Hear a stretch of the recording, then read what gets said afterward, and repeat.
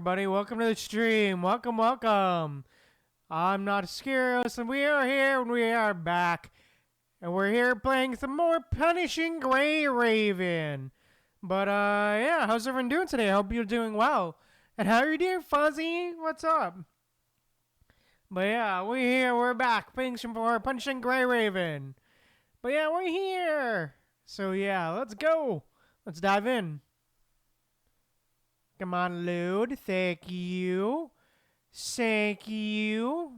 Alright, there we go. Alrighty. We are here and we are back. Oh, nice. Oh, nice. Glad you're doing some, glad you're hearing you're good, Fuzzy. Well, yeah. I've been pretty well too, but yeah. We're here to do some more story. But yeah, today we're here. Last time on stream, we started a new story chapter called Deceiver's Rapture. And it is basically. And it's been a pretty interesting story so far, as we've basically been following a little girl called Eleanor. Yeah, story time. Basically, for those of you who have missed it, we were basically following a little girl called Eleanor, I believe. Hey, Celestial, welcome to the stream. Welcome. I'm doing well, Celestial. But, yeah, for those of you who missed what we did last PGR stream, we started a story called Deceiver's Rapture. And we were basically, and I believe this is a story set during the Golden Age, or at least currently in the Golden Age, yeah. We're basically following a little girl called Eleanor, I believe it's called. Yeah. We're basically following a little girl who seems to be very kind of, I would say, rich maybe, considering she is and she's currently living with like her aunt, I believe. Or, yeah. Because their parents both died. We're living in the Golden Age, as you can see from the fancy setting in the back. Very fancy city. And I believe, I forget what's her name. But it's Tall Brown Lady. But she's, who used to be a researcher, but then became like a politician / governor type deal. Basically living with her.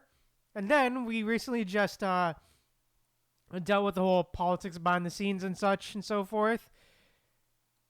And as secretly, a little girl who secretly and kind of secretly, kills people by poisoning them subtly and such. Very much lots of backroom scheming and such. But yeah, we also, and of course, we also got introduced to a character in this last node here called Discord, whom, if you'd remember, is Discord is a character we've seen before, who, if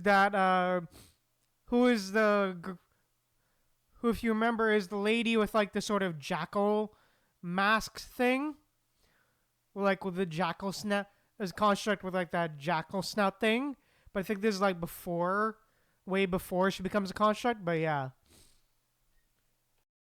Anyways, here we are. But yeah, with that said, let's keep going. And also, apparently, this Eleanor girl is also good at like, a card dealing and stuff. Works in a casino almost, I guess you could say. Or a bar and a bar. So, But yeah, I think that's about it. So yeah, let's keep going with this story. So yeah, carbon change.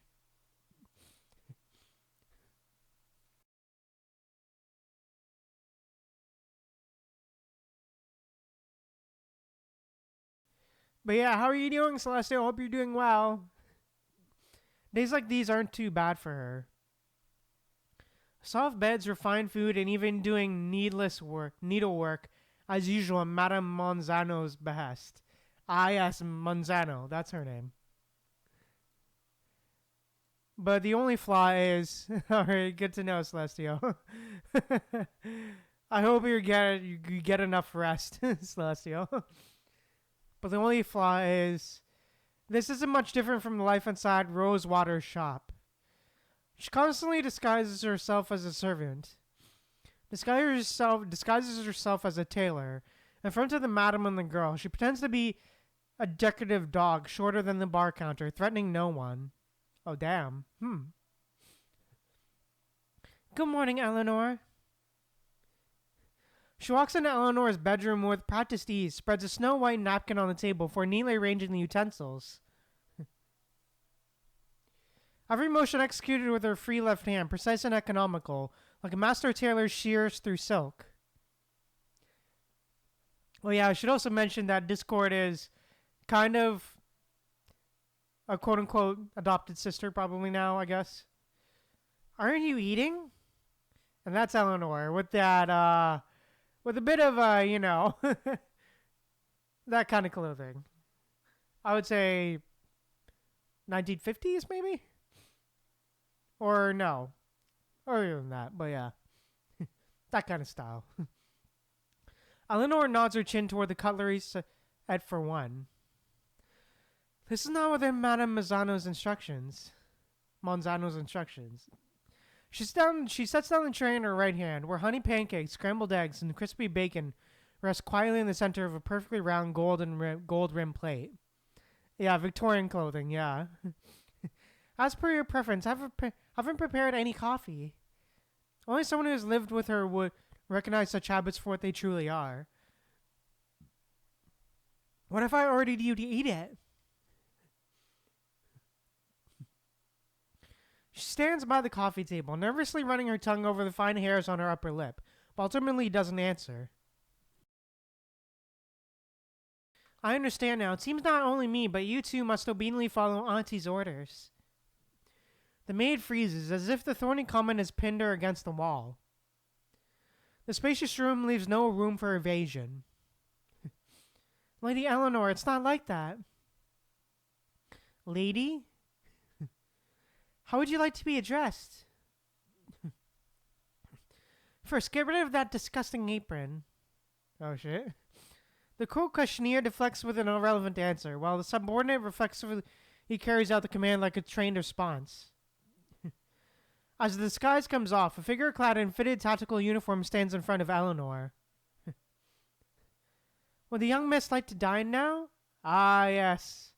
Oh, so that's what young in Discord looks like. Oh, damn. Huh, interesting.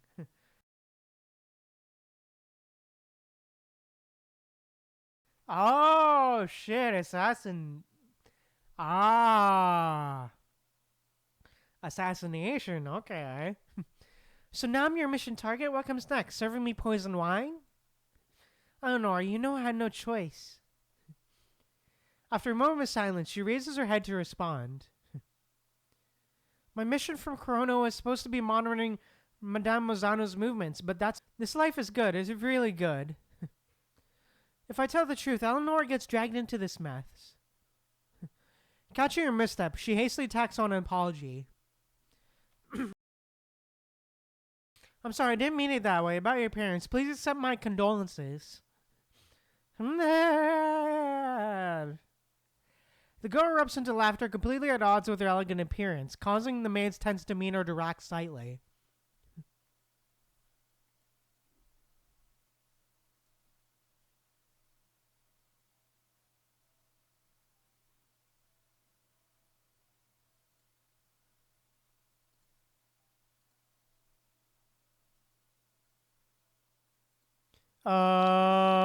What the heck happened? What the hell happened? I have zero clue why the stream just dropped like that. What the hell? Hope you guys didn't miss much. I have zero clue why that happened. I'll be honest.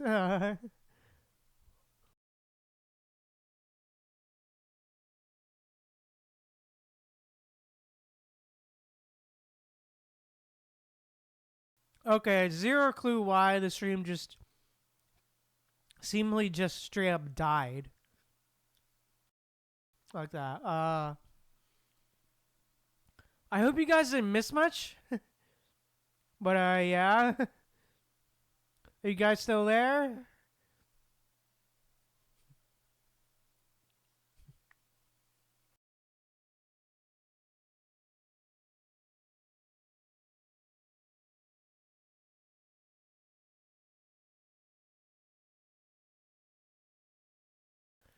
Is everyone still there or huh. Hope you're all still there. Celestial, Fuzzy, everyone.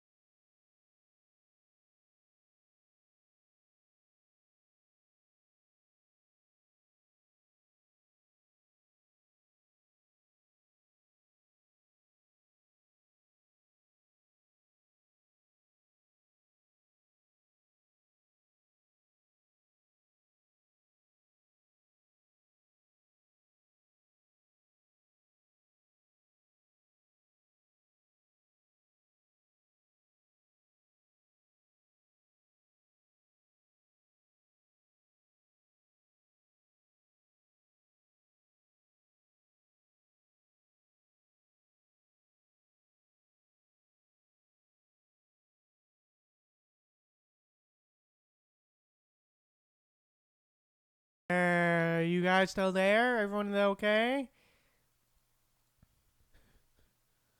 I hope.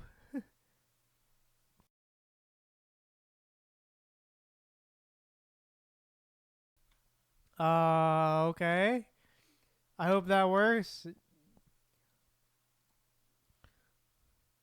What is there to apologize for? Fill an empty glass and you'll keep the card players hooked. A simple trick can make them willingly empty their pockets. As long as I desire it, there's no magic I can't perform. Huh.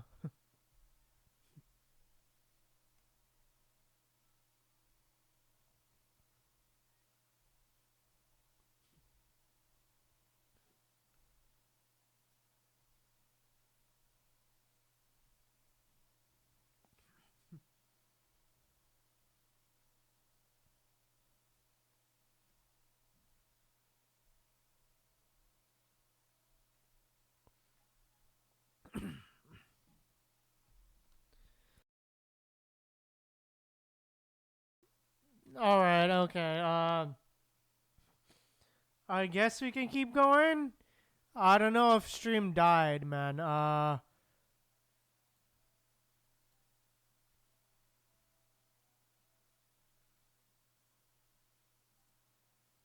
What in God's name? Is everyone still there, or uh?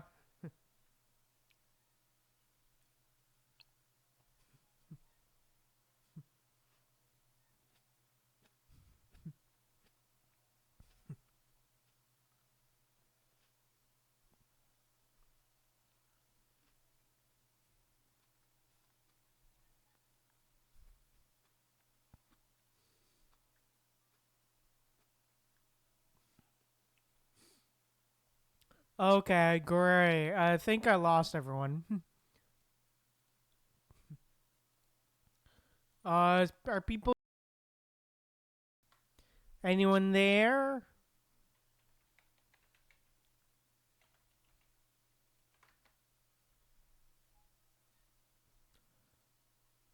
Okay.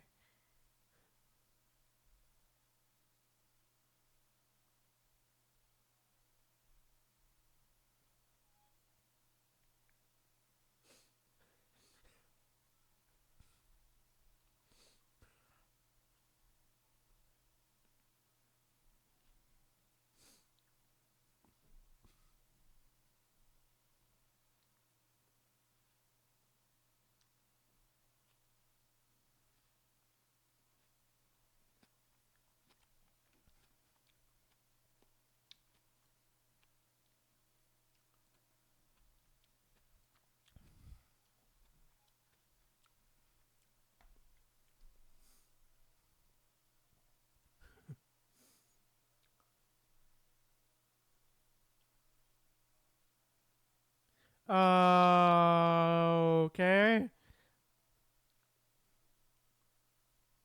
I think stream may have just died. God damn it. Why did it just die on me like that?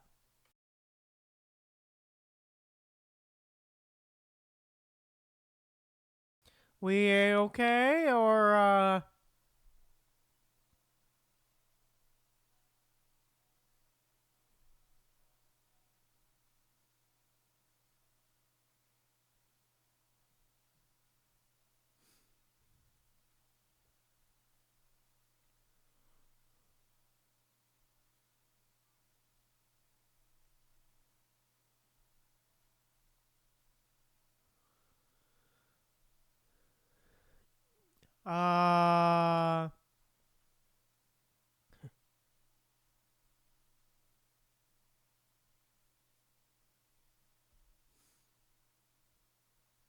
hey, what's up, Fuzzy? We still there, or everyone here, or we okay? Because apparently stream just randomly died. I don't know why. No clue why stream just randomly died. But yeah, hope you guys didn't miss much. I hope you're still there. But yeah, hi Fuzzy. Yeah.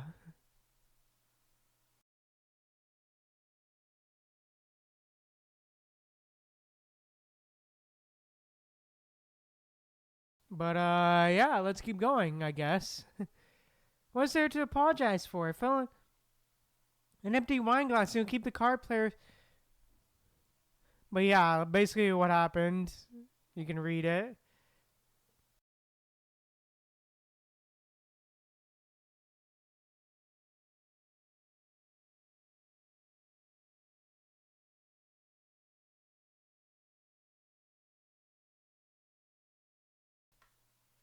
All right. And if you want to keep the card players hooked, simple trick can make them willingly empty their pockets as long as desired. Magic can't perform. All right, huh? Do you think I'd rather be a wind-up doll than enjoy such pleasure? That laugh comes from her core, unveiling her true self without any pretense.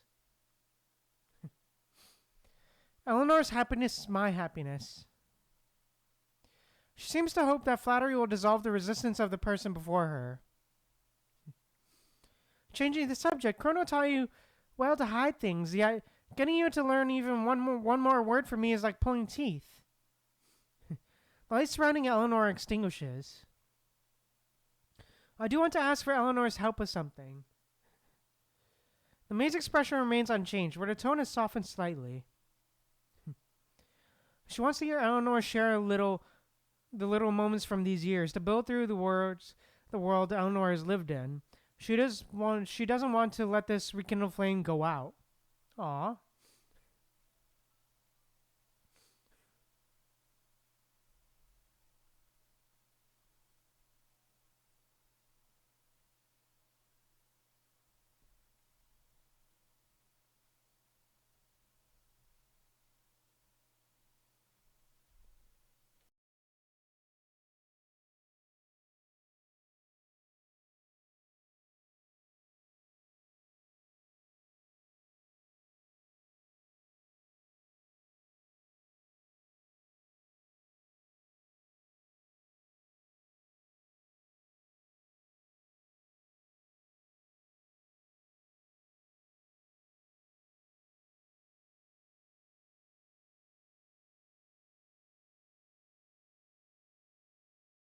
All right, let's keep going.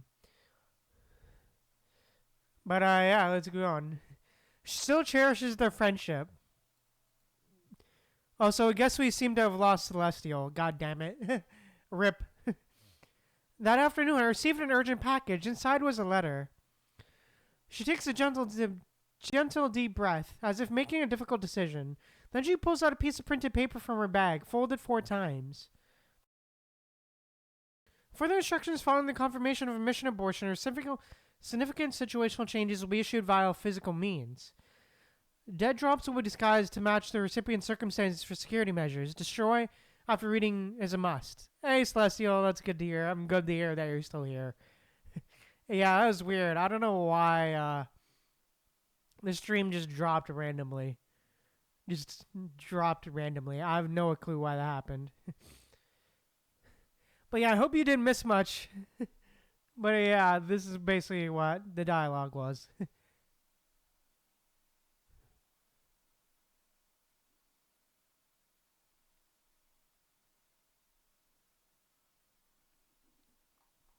But yeah, there we go. Eleanor suddenly recites the exact text of some regulation, enunciating each word deliberately. You shouldn't remember those things. That's not your life anymore. Discord freezes mid-motion while unfolding the printed paper, casting a startled glance at Eleanor. How could I possibly forget after everything I've been through? The two exchange a wordless gaze. The maid breaks the silence first, her questioning far from over. Seeing the gold stamped tailor shop mark on her document case and the organizational label on the letterhead, I understood most of what was happening. After entering the shop, I didn't even bother looking for him. I just tore down the curtains and threw them into the fireplace. The listening girl lets out a satisfied chuckle in her heart.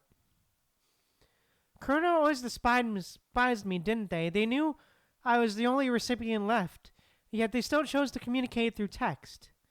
After all, in that institution where children were taught nothing beyond obedience, she never had the opportunity to acquire knowledge. Aw.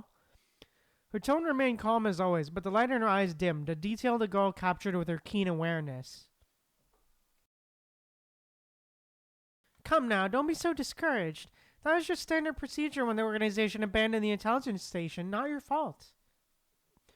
Eleanor's encouraging nod suddenly urges the other to continue. I understand that Madame Mazzano's project has been long defunct, but the intelligence station is nothing but a useless burden. Taking care of the aftermath was the final mission I completed according to instructions. But do they really need to go this far? If possible, I'd like to know exactly what's written on this. I can't lose composure in front of Eleanor. How unsightly that would be. She's no longer that little shadow following me everywhere. She unfolds the paper and hands it to Eleanor. Alright. The girl scans it briefly, then begins reading aloud like she's pronouncing a judgment. Cold current inbound, target sterilized, embroidery scissors disposable, sun cleanup, handle attachment separately. The voice the maid once relied on now almost pierces through her soul with every word. Oh shit. Can you explain the code to me?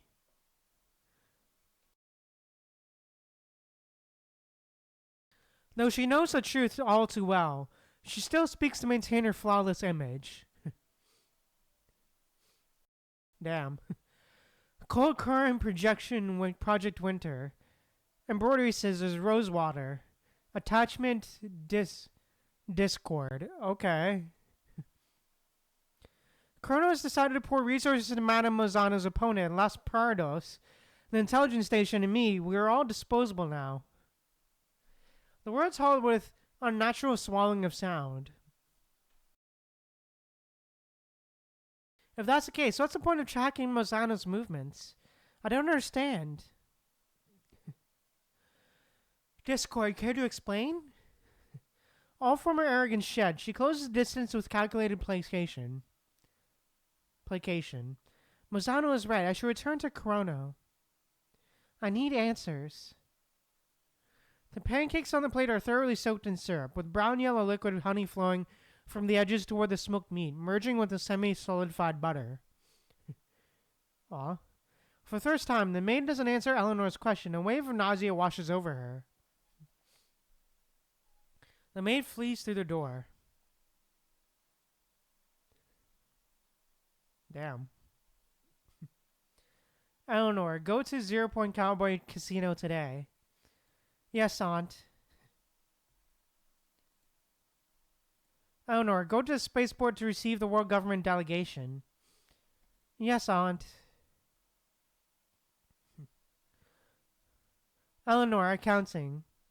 Yes, aunt. Eleanor, take care of the publicity matters. Yes, aunt. Eleanor. Yes. Yes, auntie. Auntie, alright, yeah.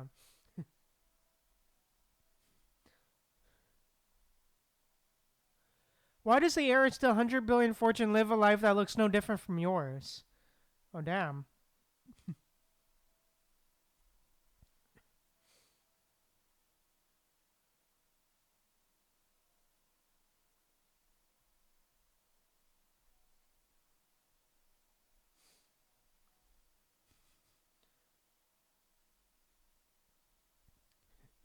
Why does this heiress to 100 billion fortune live a life that looks no different from yours? There was a time when Eleanor's joy was hers, but had Eleanor ever known what joy is? When did things start to become like this? Time loses meaning. She moves to the motion, serving the servant of her aunt, heeding the one who schooled her in her cradle songs, played with binding toys. Huh. Los Pardos, 2 years later. Ah, yes, this is Madame Mazzano, by the way.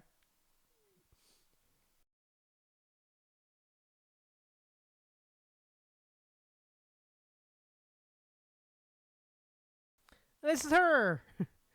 A city of arts and technology. Nothing but a respectable facade. The woman scrolls through recent reports on her terminal, her lips curling with contempt as she speaks.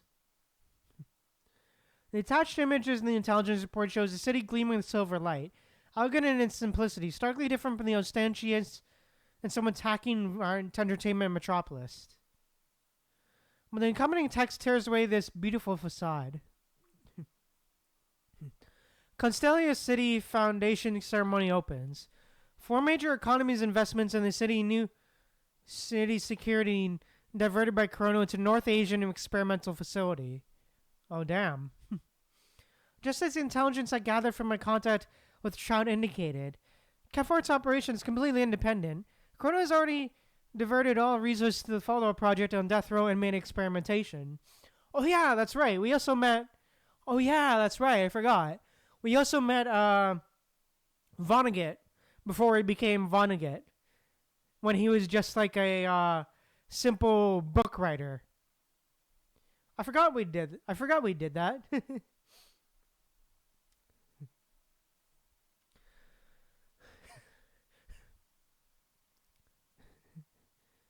Dr. Kilgore Trout. The Corona was diverted reasons for death row and experimentation. Death row inmate experimentation. Oh shit.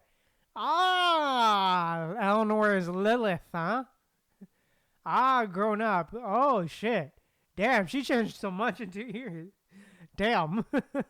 She changed a lot in 2 years, man. Damn, puberty hit hard, huh? Yes, Discord disclosed the contents of those letters quite some time ago. The figure standing respectfully to one side offers her affirmation with a deferential tone, which means by limiting Rosewater, we've actually done Chrono a favor by cleaning up their loose ends. In that case, Discord could be useful to us as well. Turning her to our side won't be difficult.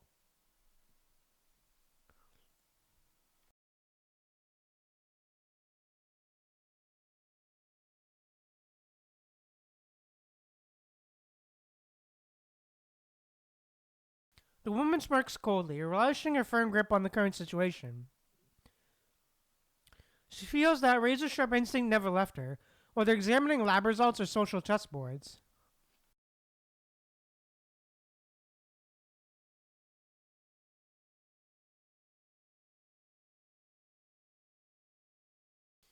The project concerns the future of humanity, and the enemies of that future must be completely eradicated. What could be Mr. Scott's motives for providing us with funding through Kepart? The ghost probing question hides behind feigned naivety. Do I need to remind you again, as long as the clients are still playing, keep your mouth shut and don't ruin things. Prying too deeply is quite the bad habit at the gaming tables, the woman remarks, brushing off the subject with casual indifference. You know our next target quite well, the North Asian Research Institute in Life Science and Evolution. Remember to pack several warm coats. Wouldn't want my dear niece catching frostbite. Damn. As you wish, madam. The graceful young woman curtsies as she speaks. Hey, okay, gameplay time. Let's go.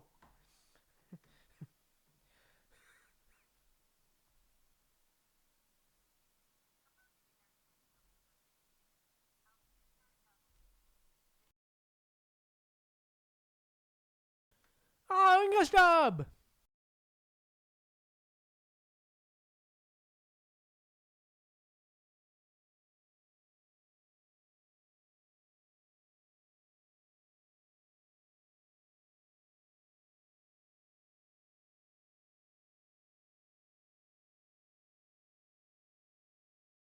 All right, let's go. Okay. Walking, walking, walking. Hmm. It's silent. It's quiet, huh? The silence.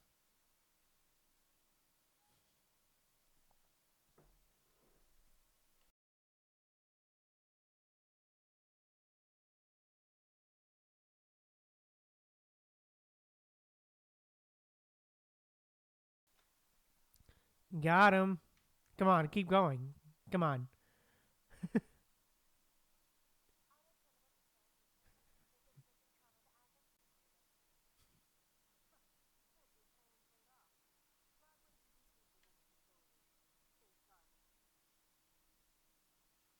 Hmm. Oh,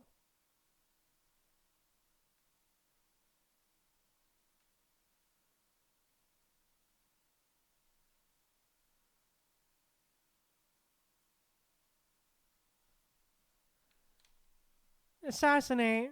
Hmm. Got him.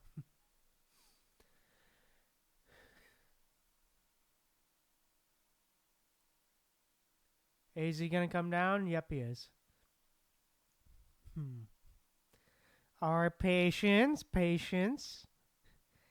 Gotta sneak it. Oh shit. Surprised that didn't trigger.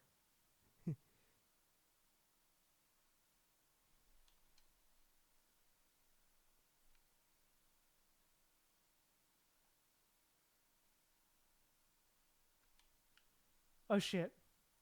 Oh damn. Damn, didn't detect it, huh? Okay. Okay, that's something that happened.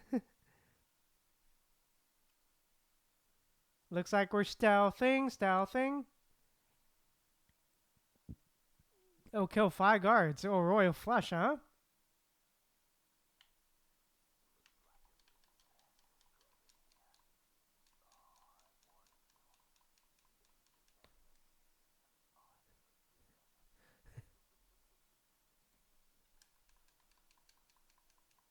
Oh shit.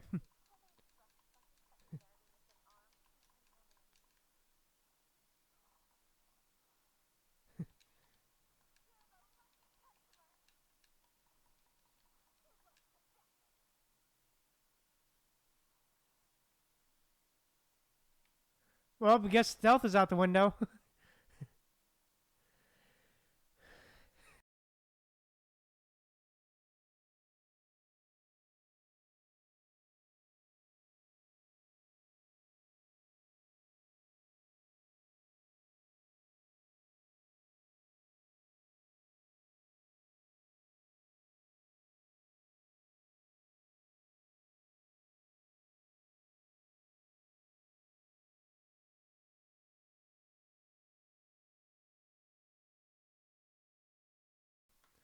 Got him. Rip stealth then for that section. All right. Hmm. Come on.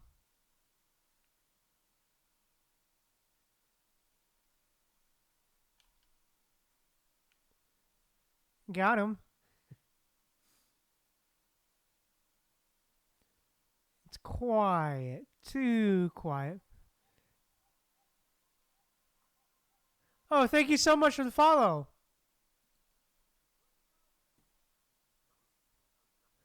Thank you so much for the follow, Rizino. Thank you so much. I really appreciate it. Thank you so much for the follow. All right. Okay. Oh, shit. Boom. Damn, this stealth is like.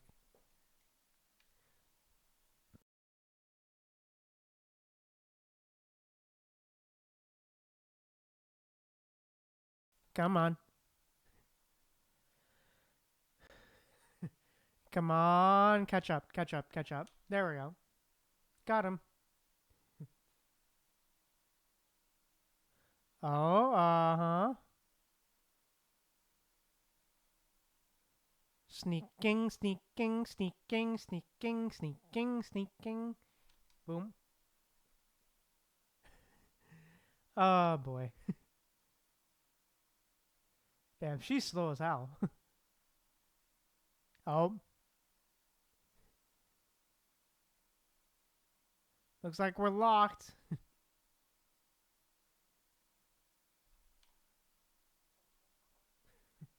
Oh.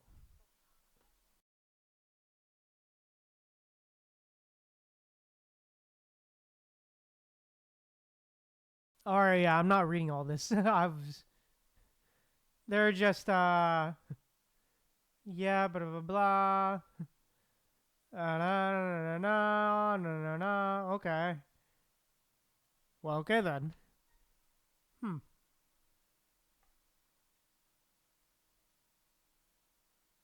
Well, shit.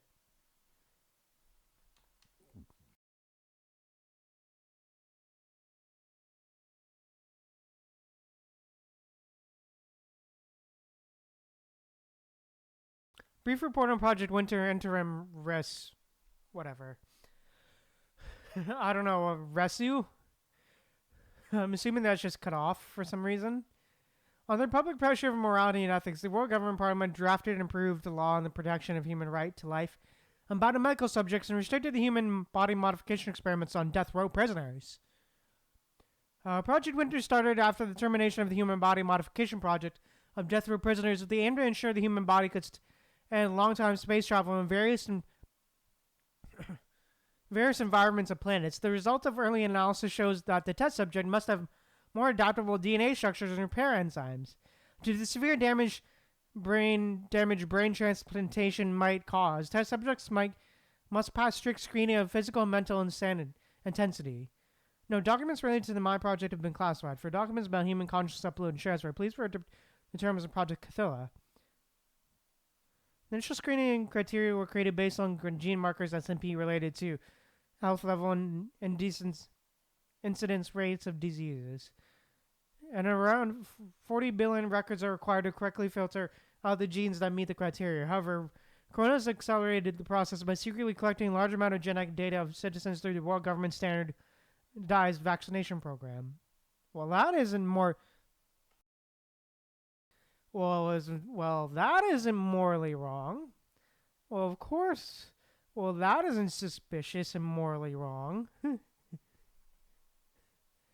North Asian Research Institute of Life Science and Evolution has been researching chemicals in limb implants that can enhance test subjects' endurances to greatly push up the success rates of brain transplantation experiments. Currently, the base models are at Gen 4 with greatly enhanced frame reaction speed.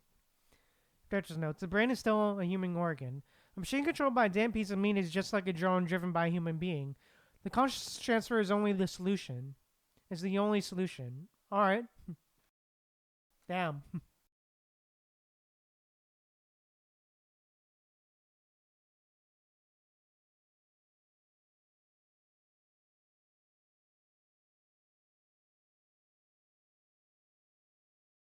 Damn. Okay. Okay, the stage is over. All right. A little bit weird it took so long to end there, but okay. The ominous alarm pulses rhythmically, the only logical element in this chaos. Bloodstains, glass shards, and metal fragments scream of shattered order. Put down your weapon. The sharp umbrella tip pierces her chest before the words fully leave her mouth. This is impossible.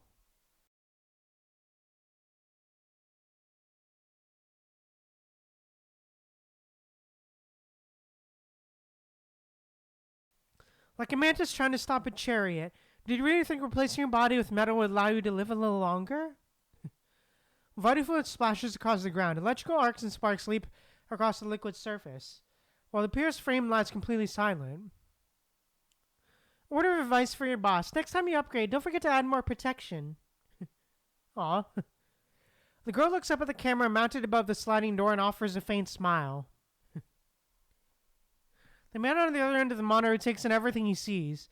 He knows he exhausted all his chips in this confrontation.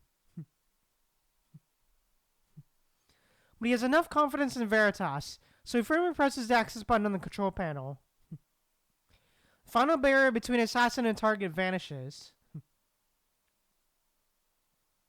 The head of Project Winter, Mr. Godwin, good day to you. Madame Mazzano sends her regards. With perfect poise, the girl dips into a curtsy, her umbrella handle serving as an elegant prop. Damn. Such elegant packaging for lethal intent. Guests are always welcome, but bypassing the quarantine procedure is unacceptable. Everyone must undergo a decontamination shower and scan before entering my office. That's the most basic protocol. Before them stands an elderly man with a gaunt face, his deep-set green eyes radiating both intensity and madness. A stark contrast as to the image of the competent researcher they had seen earlier in the mission briefing. Years of isolation and obsession have etched irreversible marks upon his features. Normally, I value rules above all else, but your current situation makes such discussions rather impractical. My situation? What situation? The situation of a moribund man? I've been isolated beneath this mountain rock for over a decade without seeing natural light, but I haven't regretted it for a single day. Paving the way for a new era is the highest honor for experimental subjects, and I myself could be among them. Forgive my frankness, but what exactly have you achieved? Metal cancer completely lack battle potential and can easily be killed by fully enhanced humans wielding moon umbrellas? Damn. Like a matador in the final stage of the spectacle, she was in no hurry to deliver the fatal blow to her exhausted target, instead savoring the thrill of toying with her prey's nerves. Trial and error has always been the necessary path to progress, and I have plenty of time left.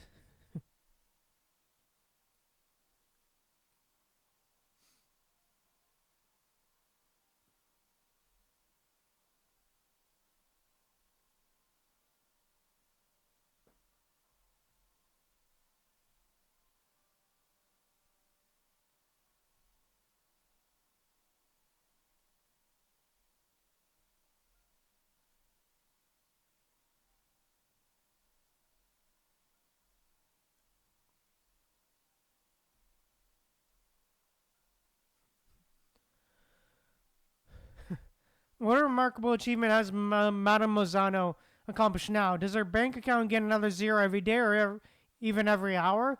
You might as well believe I could create a perfect contract by tomorrow rather than trust her nonsense. Damn.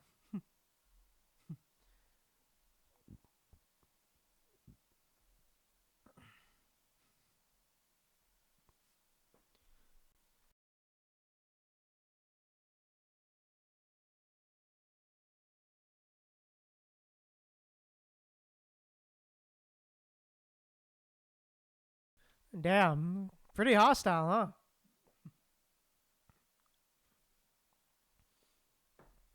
Dying speak only truth. My aunt was, after all, a researcher who continued her project. Even after being expelled by Chrono, there's really no need for such vicious slander, is there? Her project? What project? Recreating cycles of production, consumption, and decomposition over and over in some supersized test tube, and when it's successful, throw throw all of humanity aside? His frayed white bangs tremble with each labored breath. It's the flying vessel. What?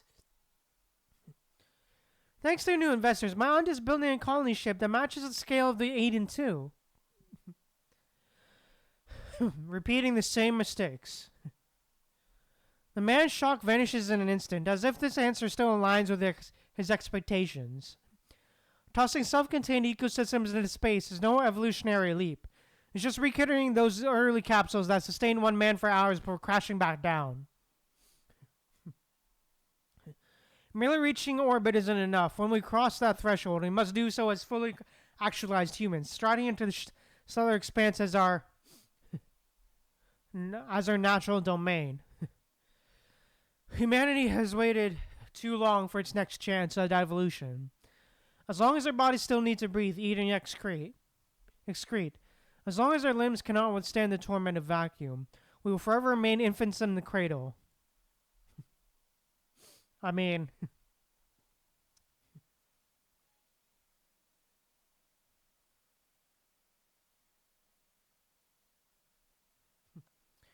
Godwin slams his right fist against the metal tabletop. The goober inserted capillaries turning his skin a purplish red. Mozano has poured too much of herself into the so-called starship ecology, just as she did with managing the city of entertainment.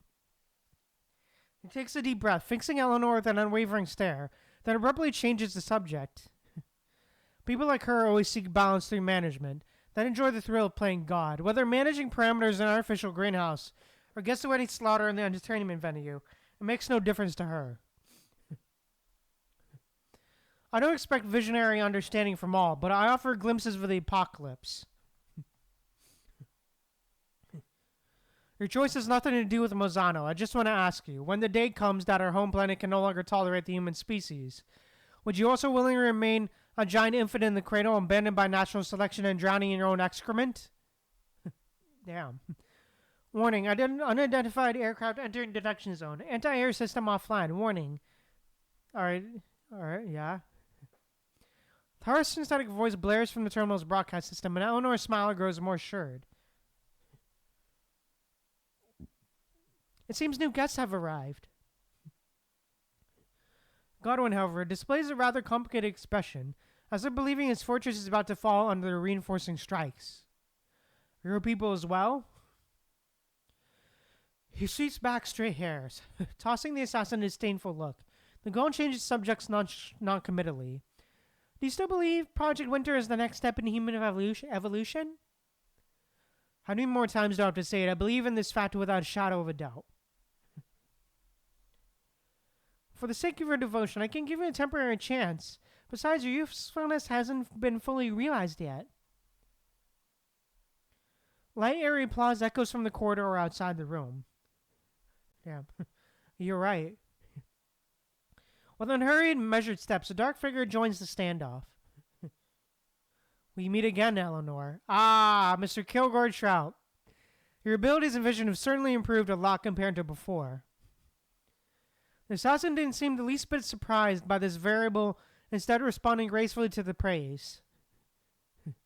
You flatter me, sir, but our business here remains unfinished. It's all right. You've proven your capability.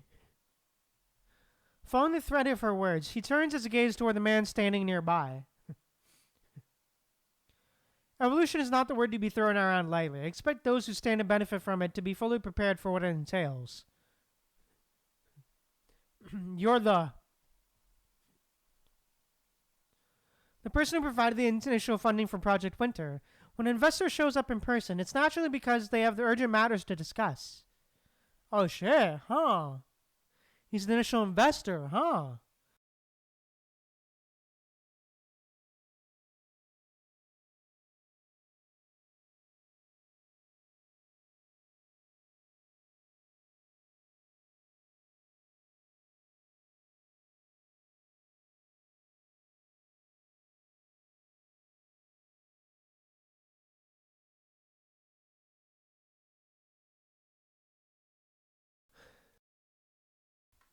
Alright.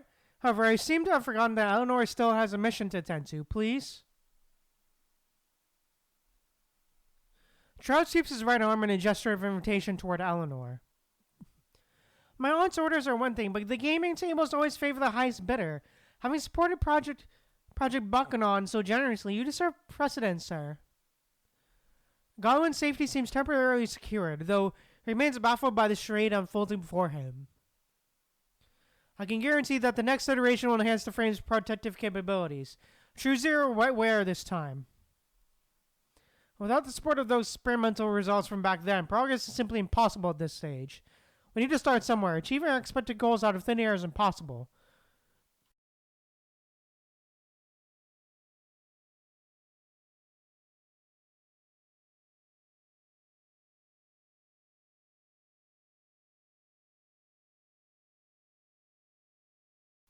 Godwin seems to be trying to regain his footing, beginning to defend his achievements.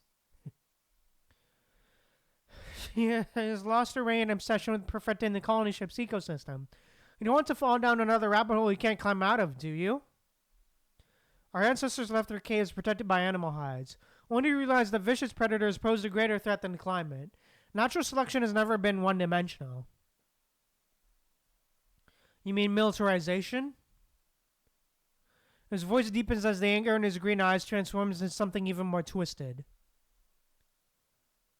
What I mean, it is better to be prepared.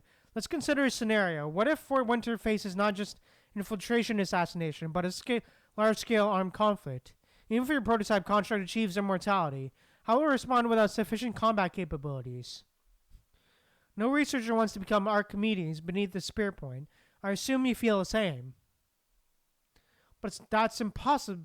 Most of the old armies have already disbanded, and the world government is even considering transition to mercenary forces. War? War with whom? Antarians? The man still refuses to step out of his ivory tower of thought, unwittingly revealing a dry, scholarly humor. Military organizations may change their form, but threats come in more than one face. Sparks from malfunctioning equipment become the only sound in the waited long silence. Now, no need for gloom. The gentleman said your experiments won't end here. Pity I can't let you martyr yourself for science. Plus, I still need to report back to my aunt, which is such a headache. Hiding someone who's faked their death in a fortress like this shouldn't be too difficult, right? Run whatever schemes you like. Just keep them clear of my lab. I'll arrange an experimental accident report, then activate the top secret bunker facility directly beneath the mountain to continue advancing the plan. So you still believe in Project Winter? Let me offer some advice. Abandon that madwoman Mazzano while you still can. He resigns himself to his disarranged fate, yet still feels reluctant about it. Just a control experiment, nothing more. After speaking, he lightly brushes metal fragments from his cape, then turns around. One moment. The girl extends her sharp fingertip, tracing an arc across Godwin's forehead. Before the green eyes could even register the movement, Eleanor has already obtained what she needed. Oh, you. How could I consider my mission complete if I returned empty-handed? I should at least give my aunt something to show. She boastfully pinches a thin strand of human hair between her fingertips, displaying it like a trophy. Oh, shit. So I've been making untraceable copies of her database contents from terminals along my way. Shared scientific achievements contributes to progress as you described, doesn't it? I need to catch my flight back to Los Perdos, so I'll have to trouble you to clean up here, Mr. Godwin. Damn.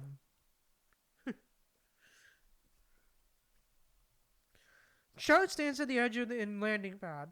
The window snow blurs silhouette, nearly blinding him into the white expanse behind. Honor climbs the final step, ascending to the same platform. Thank you, mister, for your valuable assistance over these past few years. Information truly is the best token for acquiring power. Her practiced humility surfaces as she accepts this victory.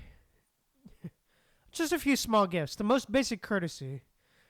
Those with sufficient natural talent can sniff out the correct direction without guidance. I saw this in you very early on. In fact, I should thank you for the valuable inspiration you provided. He cast a meaningful glance her way. So Project Broken On and Project Winter, they weren't actually control experiments? Of course not. They're merely two steps on the stairway to evolution. For a human, you've done fairly well. The road ahead remains long, and the civilization naturally has many conquests to desire. For instance, the initial experiment for the zero-point engine has already been scheduled. Trout suddenly turns his gaze back toward the mountains, sharing a piece of fresh news with a contemplative air. All right. Identifying the strong is your talent, and you have the resolve to match it. However, you don't have much time left to choose. Or your chips. Mazzano is the provider of prerequisites. This is a very rule you need to exploit. Only outsiders who don't belong to the card can become true variables. Don't make me regret betting on you, Eleanor. Damn. Have fun in your playground. See you next time. Mr. Trout. She calls out to Trout as he prepares to enter the rear cabin door. Overwhelming prosperity illuminates every corner beyond the snowy mountains, as humanity in the Golden Age seems poised to step into a bright tomorrow within reach. She doesn't believe the nerve-numbing sweetness. She needs to smell danger. She yearns to place her well-being, even her life, upon the scale of the game's judgment. Oh, damn. In the bitter cold of the far north, her nerves tingle with an agitation she hasn't felt in ages. The exhilaration of entering the game.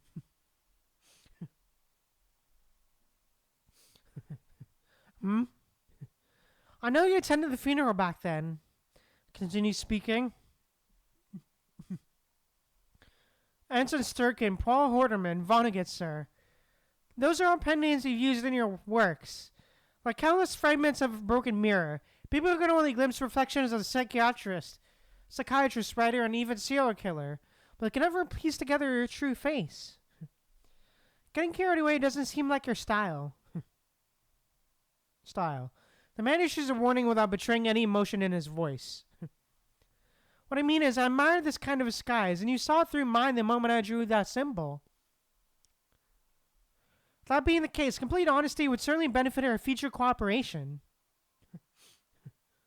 The complete circle and cross in astrology, they represent the apogee of the lunar orbit. The moon as a satellite only shows its dark side, yet at that moment, it can devour the sun, reducing it to a barely surviving crescent. Card players often prefer to choose a nickname for themselves, like a lucky charm when spoken by others. Naturally, I don't believe in something like luck, but one should still follow established customs. Dark Moon, also known as Lilith. Oh, so that's how she gets her name.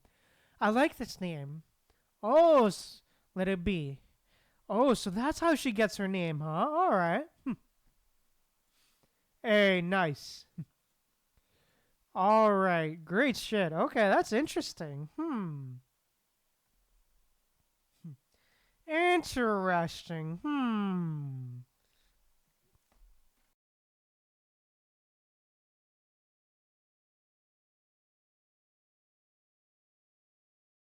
So that's how she got her name. That's interesting. Alright. Lilith, huh? Alright.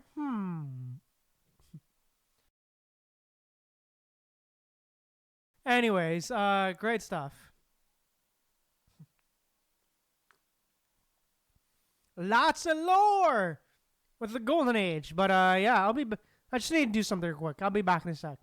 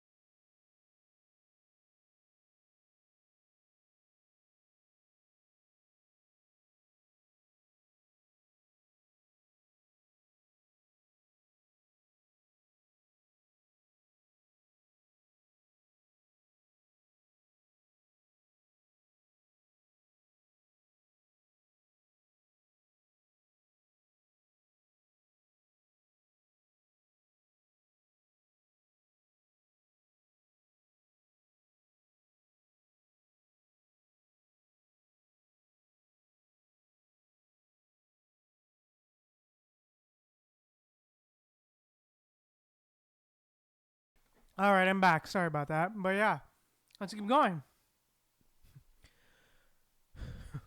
Marshmallow layer cake. All right.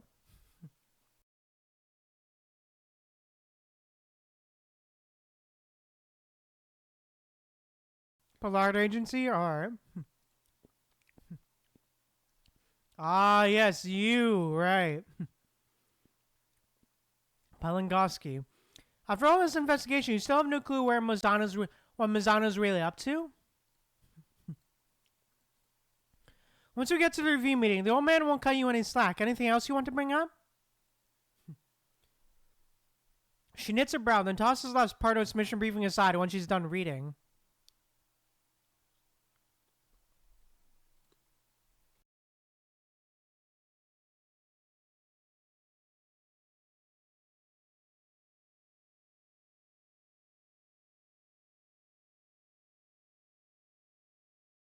Although Godwin is now confined to the deeper sectors of Fort Winter, cutting off all external interference was precisely why he volunteered for this plan. Judging by all the results, there's no setback to the project's progress.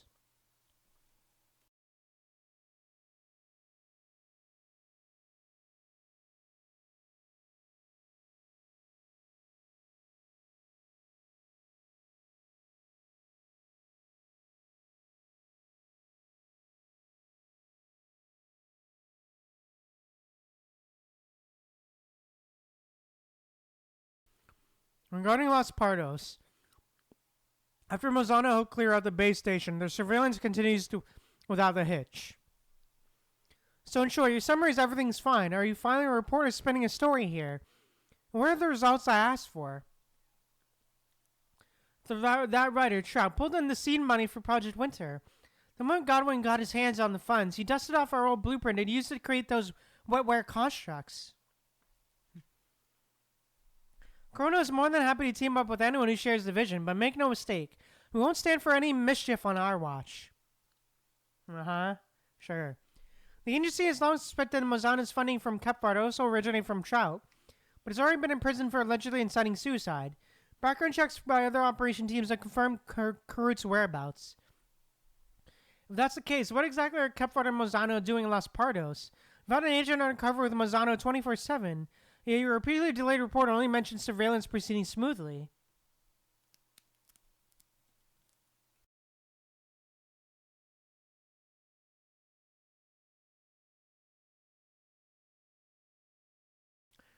A leather's chamber stands silent, charged with the crackling force of a woman's rage. Damn.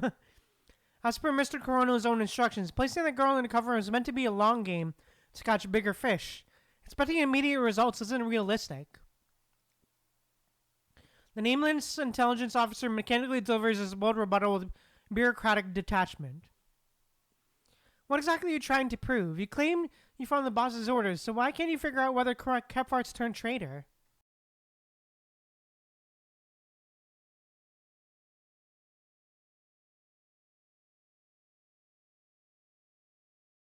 I apologize. We thoroughly investigated his activity records, but there's nothing suspicious to be found.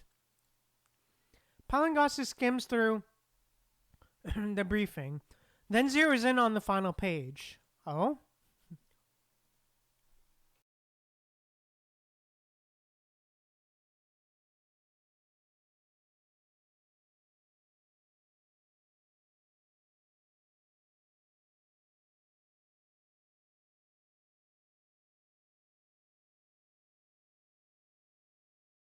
Three six to 38. Travel via Transatlantic United Flight PA 090 to Ford City's hydrogen car plant for the ribbon cutting. Stay at a local leisure hotel for at least 30 hours. Then spend at least 30 hours at a local resort hotel. Alright.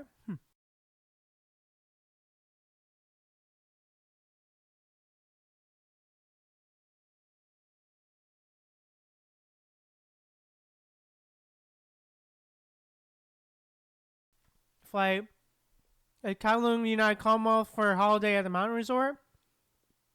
Fails to appear. Target fails to appear for a scheduled session of business. Science and Transportation Committee. Surveillance confirms the individual remains in their private residence. Alright.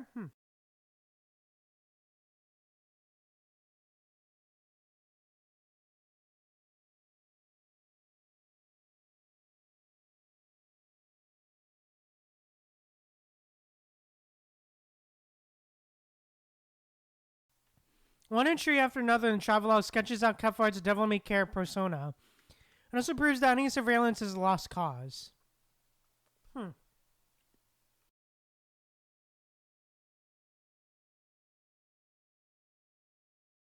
Whatever. As long as he manages to get re-elected in his district, Parliament can gain one more spineless lackey who can vote exactly how Corona wants.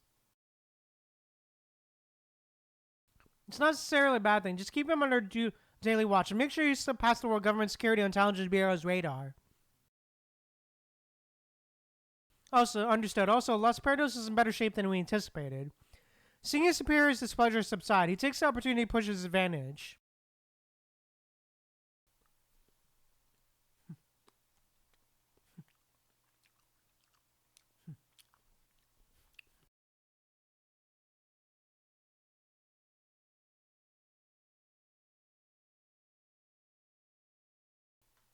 Previously, we detected extensive construction work at the Nunez Air Force Base near Las Parados. Even to believe Monzano is collaborating with the transatlantic military on a rearmament initiative.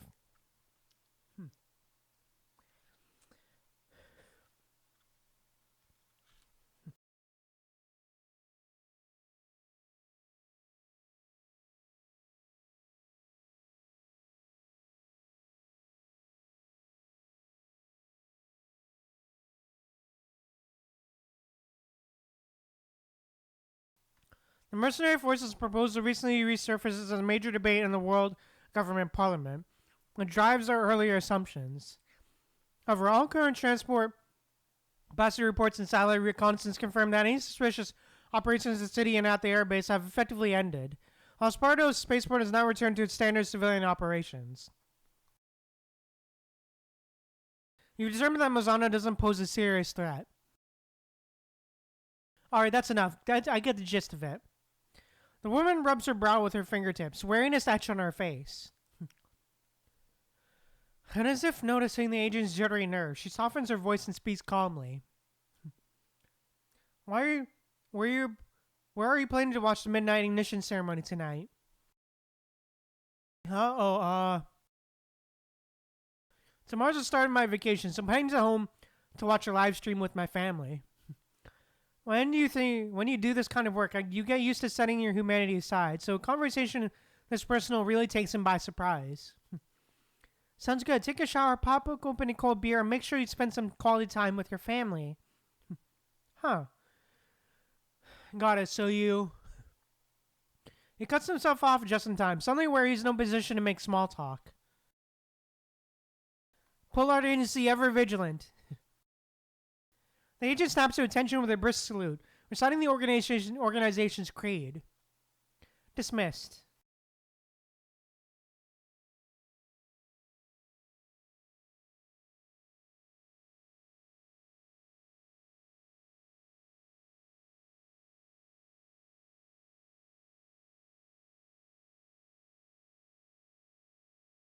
After the subordinate departs, the interrogation room and prison revert to their usual state, so silent and dark that it feels even more oppressive than a tomb.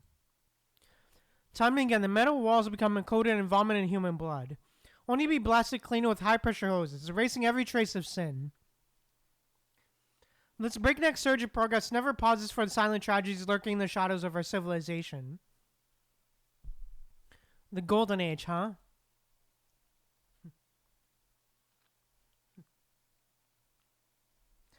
Her mind pierces the thick layers of reinforced plating overhead, hundreds of meters deep, then drifts over the sprawling red rock peaks capped with snow. Huh. It soars beyond the 10,000-kilometer orbital threshold, drawn toward the massive vessel newly stationed at the orbital port after its transfer from the moon.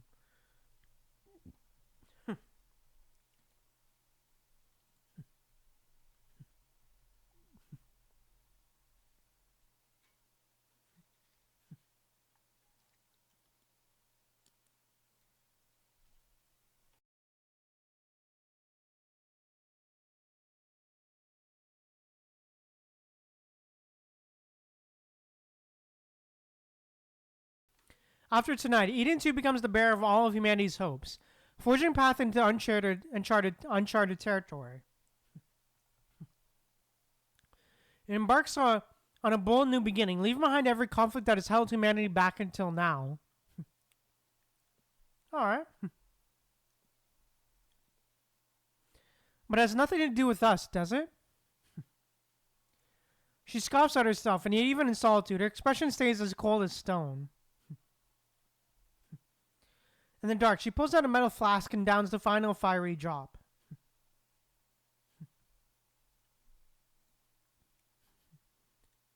Here's to the old world. Oh, damn.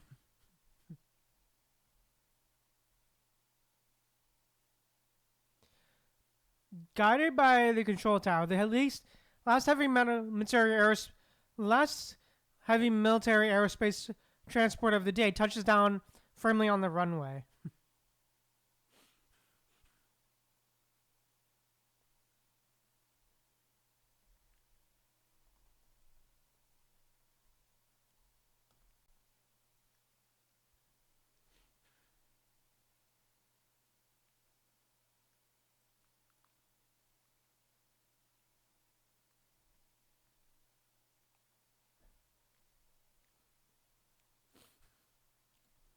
A dark-skinned woman stands atop the watchtower, surveying the cargo loaders as they haul supplies from the colossal hull, charged to a deep brown by the intense heat of low orbit. We've got the anti-radiation coating and the synthetic paint for marking the ship's name. This shipment wraps up the project's last batch of construction materials. The ground crew cross-references the datapad checklist, offering a concise logistics update. Very well. Go assist with the materials transfer. Let's finish work early today. I know everyone wants to witness the historic ceremony. She calmly gazes beyond the runway toward the vast sea of sand, where twilight bathes the wasteland surrounding the city in magnificent golden hues. If the launch goes smoothly, I suppose Project Eden will be a complete success. So are we really going to set sail again? For those participating in the project, the details of Project Broken On have been an open secret for quite some time. Certainly, on the appointed day, there will be a spot reserved for you on the ship. You, the engineers, the citizens, every single guest in the city, none of you will be left behind. The sun on the verge of dipping behind the distant mountains when Mozano voices her unshakable vow. Like Noah, who witnessed the apocalypse in his dreams, she now seems possessed by Prophet's vision. She cannot betray any hesitation. You should go get some rest too soon, ma'am. He gives the lady at the edge of the observation deck a complicated look, then turns and walks toward the elevator entrance. How could I possibly rest? The guests at the casino are still waiting for me. In the last traces of twilight, the lady murmurs to herself. No matter how much she despises these do-nothing elites who occupy positions they don't deserve, securing their loyalty is a necessary step in laying the foundation for the new world. Alright.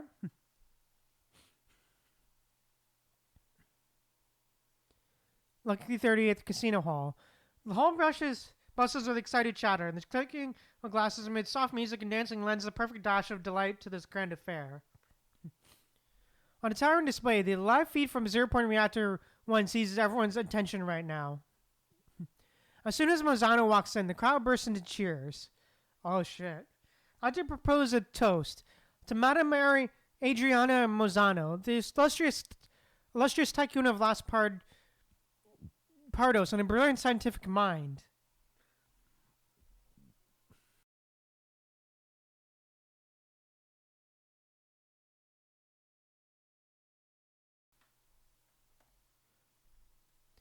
An influential figure from the world government parliament strides forward, brimming with arrogance, and launches a new proposal, making their authority unmistakably clear. Cheers! Cheers! The counter clinking of countless glass vessels, accompanied by cheers, reaches Mozano's ears. Madame Mozano, Madame Mozano, Madame Mozano. Now, the true stars of Los Pardos have always been you, our guests from all corners of the world. Empty platitudes are what she's best at. Enjoy your night, my dear guests. The hostess raises her hand, signaling for everyone to set down their glasses. Shunsu disappears into the depths of the crowd. Only the guests who happen to brush shoulders with her pause to offer eager greetings. The majority simply keep drowning themselves in liquor and small talk, letting the buzz dull their nerves as they wait for the final countdown to ignite. Of course, Mozano sensed these genuine, deeply felt emotions as well. Interstellar immigrants? Please, they're just the same bottom feeders who once trundled their wagons out west, begging for crumbs. Right, throw around talk of new frontiers, and that's all it takes to trick these so-called scientific elites. Who knows how many years they'll drift before they finally reach that godforsaken place. What nonsense. I mean, does a place like that even have birds?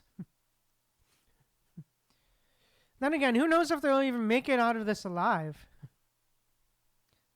The two share a playful tease and then break into laughter at the same exact moment. Keep 'em coming. Cheers.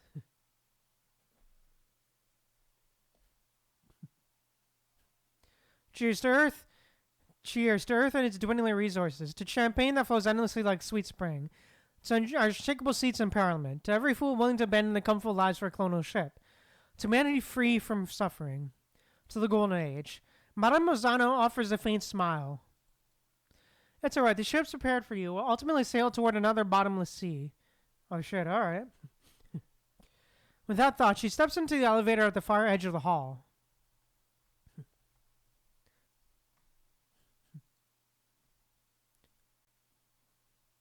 Oh. Oh, Discord! Ah! Oh, so this is Discord. Okay. Grown up now. Okay, so this is closer to what she looks like. She looks like in canon now. Okay. Hey, nice. Oh, shit. I just realized that her... Oh, shit. I just realized that, like, this is, like, one half of her mask. And these are literally just two halves of her mask. Oh, shit. Huh.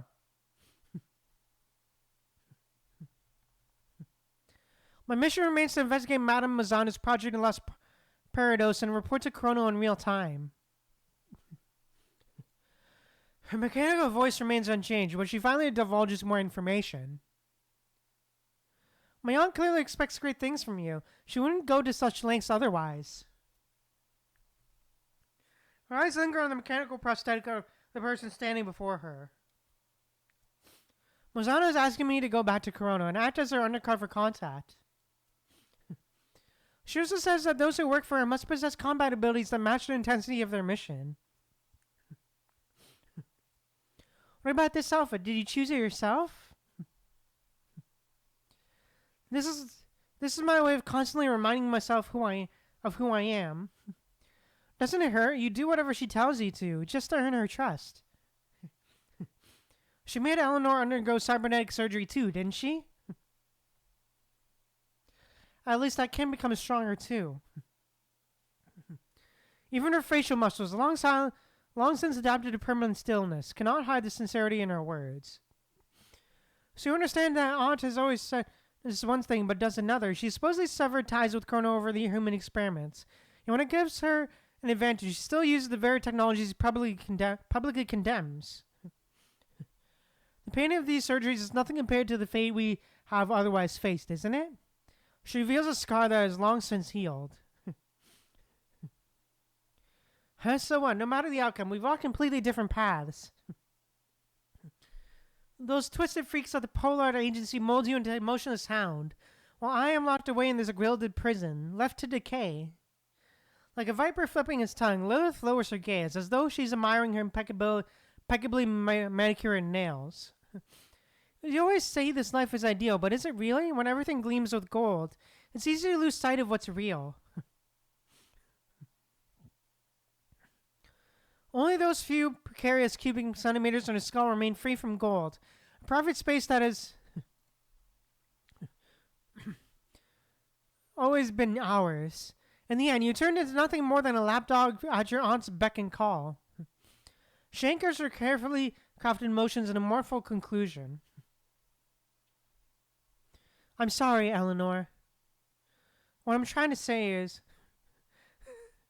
we still walk together. It's not too late.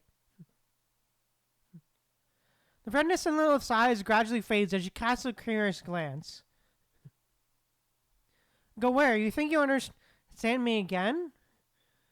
My aunt is tyrannical every day, so I should abandon my playground?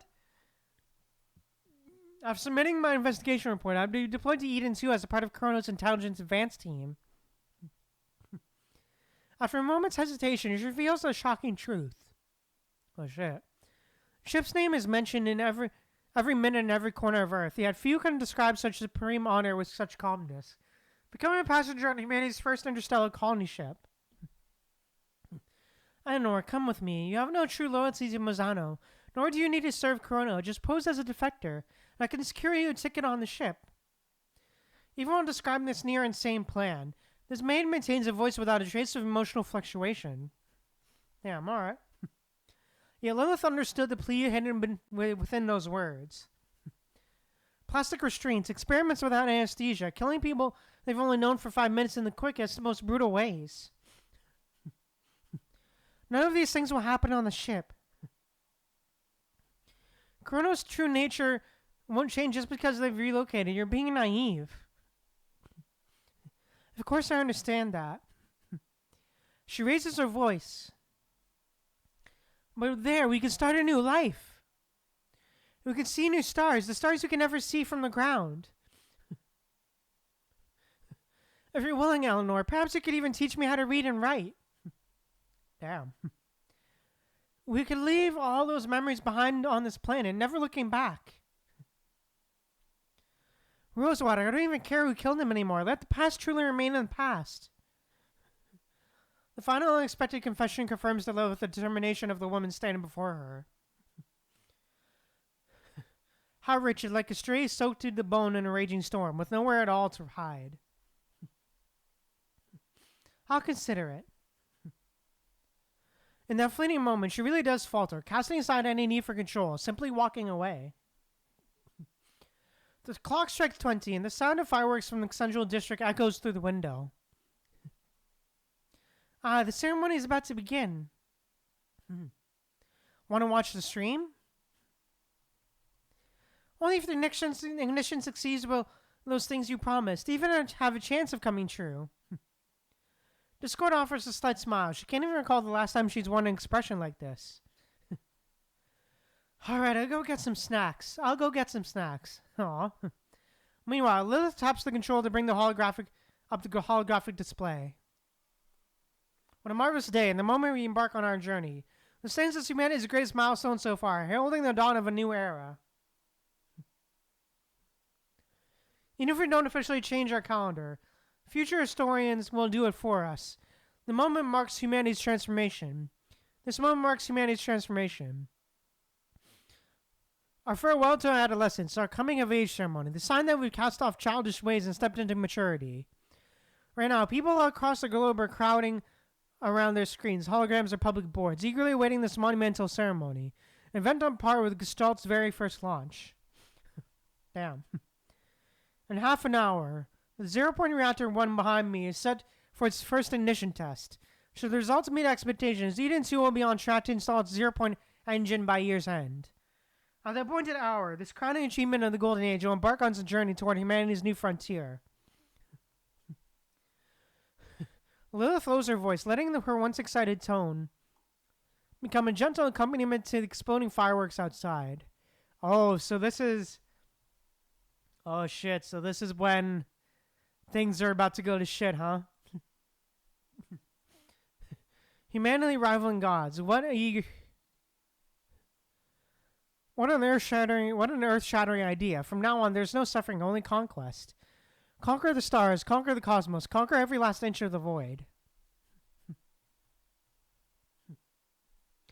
I'm sorry, we're out of desserts. I quickly made some toasted marshmallow cookies instead. I hope you don't mind, Eleanor. The maid returns to the living room carrying a plate of steaming cookies. Lilith stares intently at the holographic screen. Humanity has overcome so many seemingly insurmountable trials. Confidence and pride are both our reward and our curse. And she doesn't believe in such a thing as smooth sailing for good fortune in this world. 10 seconds until ignition of 0 point and reactor 1. Would you like to try one, Eleanor? Lilith doesn't respond. 5 seconds until ignition of 0 point and reactor 1. Eleanor? Lilith doesn't respond. Discord interprets her focus as reverence, no longer disrupting the girl's spiritual pilgrimage. She quietly brings a cookie to her own lips instead. The caramelized sweetness of melting marshmallow mingles with the crunch of whole wheat cookies as her teeth break through the surface. So sweet. Is 0 point reactor 1 ignited? Is 0 point reactor 1 ignited? Oh shit. That ain't good. 0 point reactor 1 ignited. The red text doesn't look good. The broadcaster's face warps into an unsettling shape, distorted by hologram's contour lines. Garbled voices and mechanical static fill the living room. Oh shit. Oh, the music. Oh shit, that's music. Okay. But yeah, this ain't great. The music ain't great. Yikes. That isn't a great sounding tone of the music.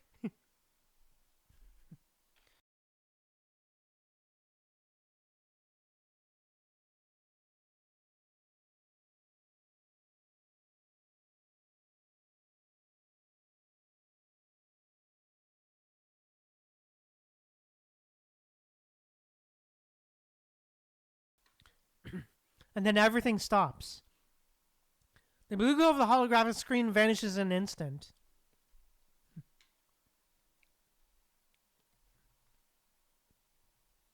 Outside the window, the celebratory music cuts off completely. In the living room, only moonlight fluid as water remains, drowning the earlier warmth in a suffocating hush. Have we lost the signal? Ha! Okay. Why is she laughing? This is the ultimate release, reserved for those once fated to pay the price of progress. The girl tilts her head back and unleashes a chilling feral laugh that leaves Discord deeply unsettled. Yeah, I'm also unsettled, for real. The crazed laughter drags out so long that it disturbs the still moonlight. Well, that ain't good. Yikes. Well, that ain't great.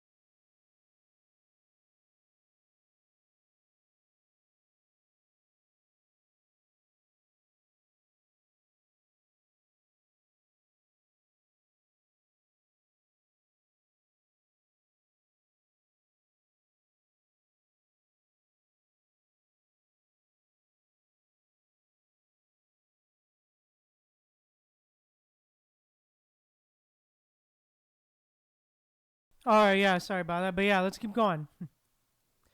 Apocalypse Day. I'm back, but yeah, let's keep going. History doesn't follow a neat spiraling climb. Its fragile continuity lies well beyond the grasp of ordinary reason. Ordinary reason. The Golden Age glimmers like a dangerously addictive sedative, and the narrow alleys of Los Parados, that dosage runs perilously high.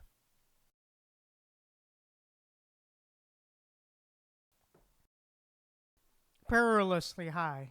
Alright.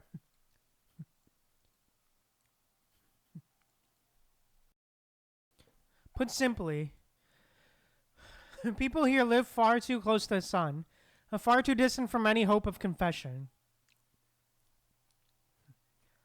Once a spiraling skybound staircase is severed, those who rose without effort will tumble like Icarus beneath the blazing light. Once the accident is announced, the disheartened crowd disperses in no time. Everyone realizes the initial test has failed, but it does not alter Los Parados' carefully laid plans. Okay. In the few short years that follow, ill omens arrive in relentless succession. It all starts when the slot machine spews out a flood of coins, sending the lucky winners scurrying away under the envious stares of everyone else. What follows is a mishap involving a service robot, eventually resolved when Madame Lozano's people step in with both medical aid and compensation. Chasing massive returns on a short shoestring is a gamble on its own. Your rumors do nothing to deter these would-be pilgrims, armed with credit chips and burning ambition, from losing themselves in this gilded realm, tumbling headlong into a nightmare. Golden car door handles, golden crystal chandeliers, a golden trim around the card table. Even the servo arm gleams with the same burnished luster. By the time the senior sensor flares with that almost red glow, it's already too late to turn back. Oh shit. The half-woven spare bamboo basket tumbles to the ground. The masterminds of Project Bokanon could do nothing but pin their hopes on the colony ship sailing through synchronous orbit. Damn. Madame Mazzano's private car glides through the vacant streets, where the citizens' abandoned belongings lie scattered.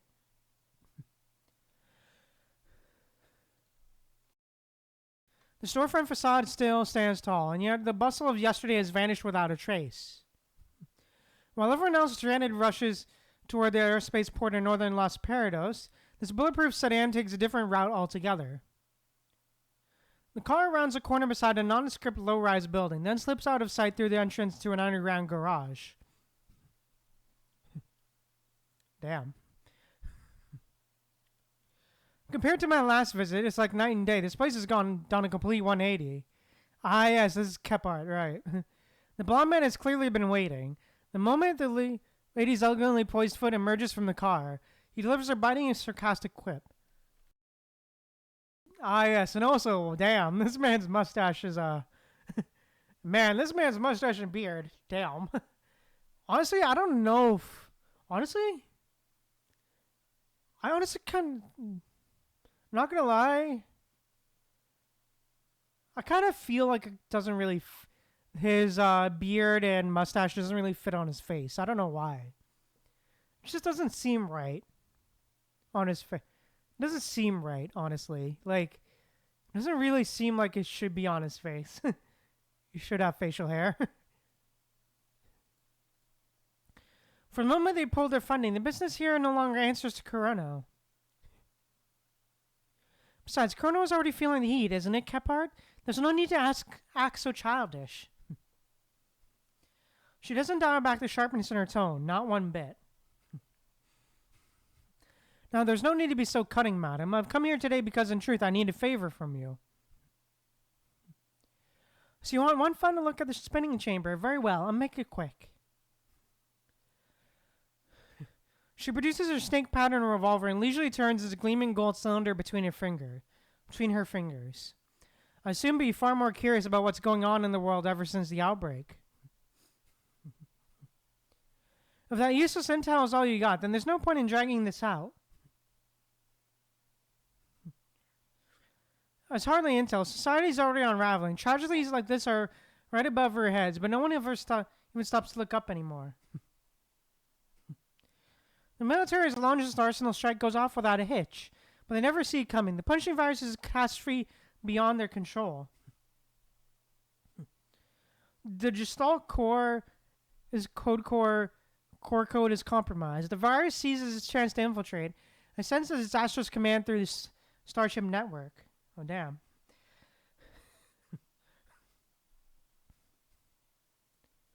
Ram Eden 2 colony ship. Tell me how the crisis was resolved. She refuses to play along with everyone's needless theatrics. I won't lie, the old man nearly had a heart attack. If our evacuation site really had gone up in flames, we would have been left with no other options. He shoots a loaded glance at Madame Lozano. You chose the path, that path yourselves. There's no going back now. Go on. Naturally, yo, thanks to those Starship officers who did what had to be done. A self-destruct? Talk about a scene straight out of a hero flick. So let me guess, your request is for me to evacuate everyone and pick up their bodies while I'm at it? So show respect for the fallen, you know. In any case, the Great Arcadia Transfer has suffered a crippling blow. The Parliament will be casting their votes on the mass evacuation bill any moment now. In our field, we always keep something up our sleeve. A sly rabbit keeps 3 dens. Isn't that what they say about politicians? Madame Lozano answers only with a dismissive snort. He's only a lonely counselor. Sure, he can sway a vote or two, but he won't make any real waves. The fighting has barely begun, but the military is on the verge of wresting control from the world government. The old man couldn't be more displeased with our pace.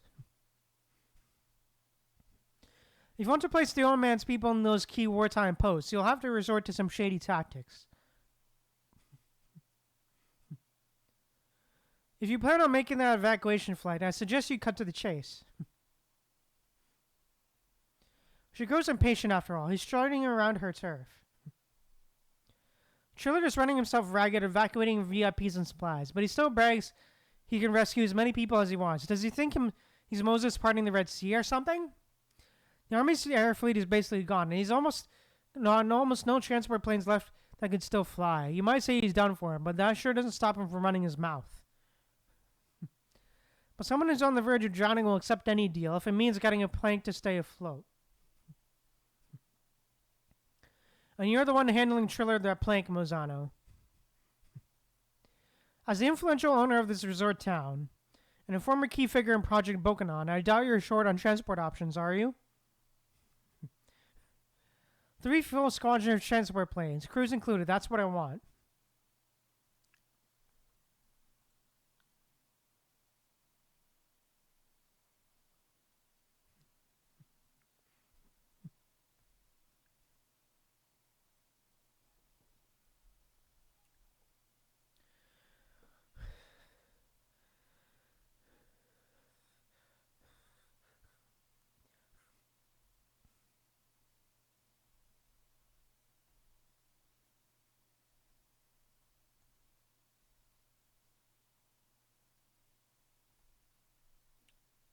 The old man will pull the remaining strings elsewhere.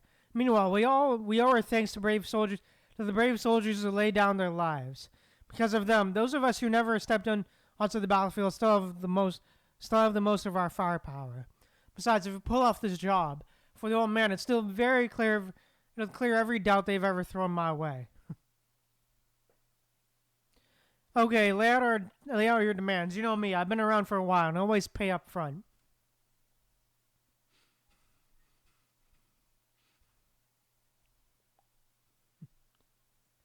Countless times, Mazzano envisions driving a silver bullet into that forsaken den, then standing atop Corona's rotting corpse to declare Project Bokanon's ultimate triumph. And now, her foe willingly walks right into her crosshairs. I can send out 4 squads. It doesn't matter anyway. These evacuees are nothing but useless rabble, and their survival depends entirely on their own luck. Damn. Oh, how generous. I'm guessing the fine print isn't so forgiving, isn't it? Is it? That girl. Why? The girl goes. She's one of yours. Take her with you. Her voice is cold and measured, as though the city has never known betrayal or conspiracy. That's easy enough. Keppa, are you sure talk the most smack around the card table, but when the cards are flipped and the stakes are due, you're always the first to pay up. I've got to say, I respect that. So let's call to an end to Las Parados' shining legacy right here. Regarding Project Winter, I wish you the best of luck. Damn. If destiny wills it, we'll meet again in the new world. Mazana swings open the door and slides into the roomy back seat. She practically spits out new world, biting down on each syllable. Yikes. Well, that's fun. You didn't kill Rosewater, did you? Though goodbyes have already been said, the visitor still breaks the moment with one last question. What are you trying to say? Oh?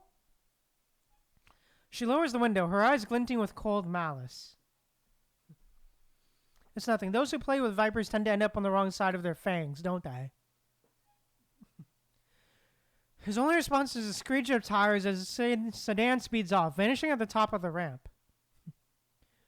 The blond man remains in the empty underground garage, exhaling smoke rings into the thick, stagnant air. Well, that ain't fun. Well, that's fun. Some Las Parados casino meanwhile. Emergency lights cast an unsettling glow over the once opulent hall. Twisting its proud sculptures and the ravenous roulette tables into ominous shades of brown.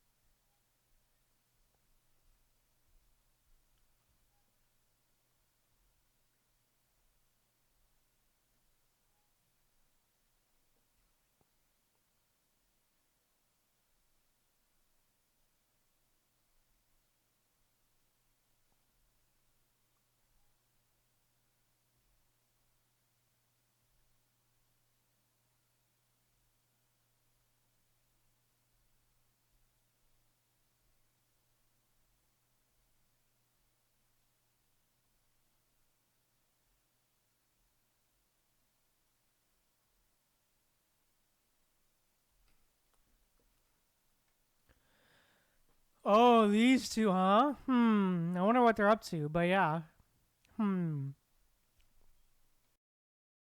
They're scheming again.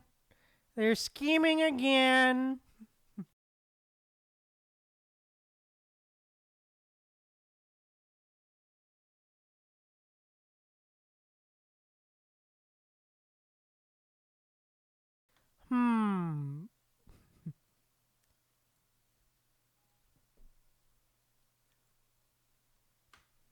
The two figures at the corner car table seem oblivious to the hall's imminent collapse around them. The clueless visitors, once oblivious to their own foolishness, howling or cheering at the top of their lungs, have all disappeared. And those mechanical deers, with their syrupy sweet but soulless synthesized voices, they've gone silent. Oh shit. Even so, they savor this fragile sense of calm. Mazana's likely already dealt with the troublemakers, just as you wanted. Thank you, sir, for your kindness. This is the last thing I ask of you. Her slender fingertips slide across the Dio's spot, lifting a playing card with effortless grace. Stand. Did he manage to collect all your points, sir? The next card the next card on the deck is a 10. I'm placing an insurance bet. As you wish, sir. She smoothly steps into the role of a game master, sliding the cards toward the men across the table. So you've made your choice as well. My aunt flings the city gates wide open. If I don't move forward now, doesn't all the work spent crafting this wooden horse go to waste? Speaking of the wooden horse, is the gentleman's plan truly what it seems? Whether humanity makes it through this bitter winter is another crucial factor. As for me, I place my faith in probability rather than the plan itself. Lilith, I imagine you share that view. Chrono's project may be overambitious, but they're the first to dare to break free from their restraints and explore. Those forbidden experiments have yielded a wealth of invaluable data for me. For winter? Yes, but it doesn't end there. Naturally, Mozana's initiative fell victim to Chrono's early foray. Still, it gave you the perfect ground for weeding out the unfit, didn't it?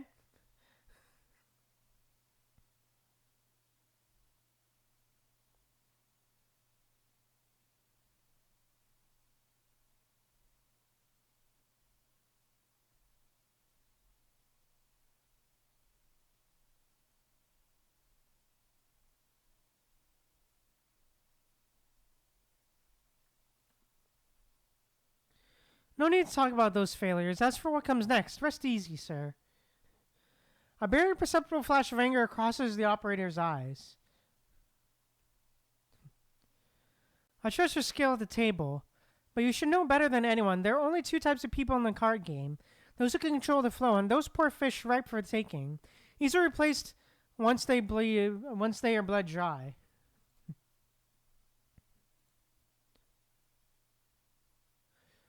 Sending her away cuts off your past ties for good. After that, everything hinges on your own actions. Thank you for the warning, sir. I'll remember it well.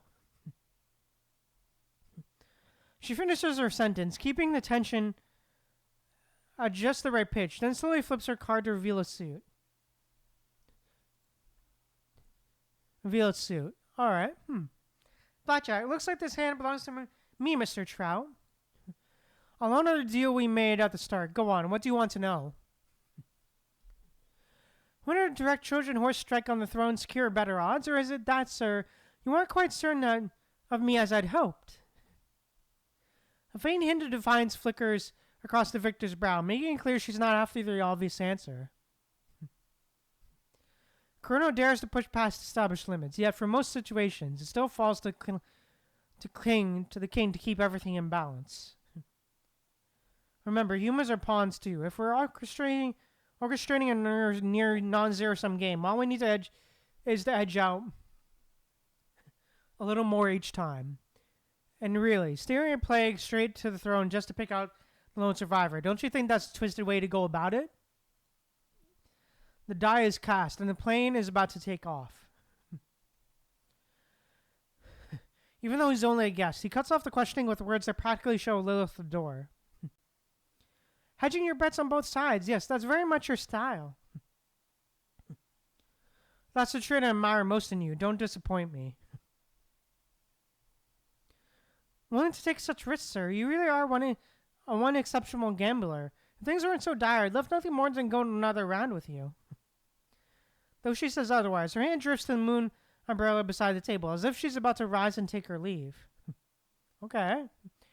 In the grave-like hush of the hall, a sudden noise shatters the stillness, something distinctly inhuman. We're close for the night, can't you tell? With a deft flick of her wrist, she plays her card, drawing the ten of spades from the tabletop, her elegant fingers covering a poised arc through the air. A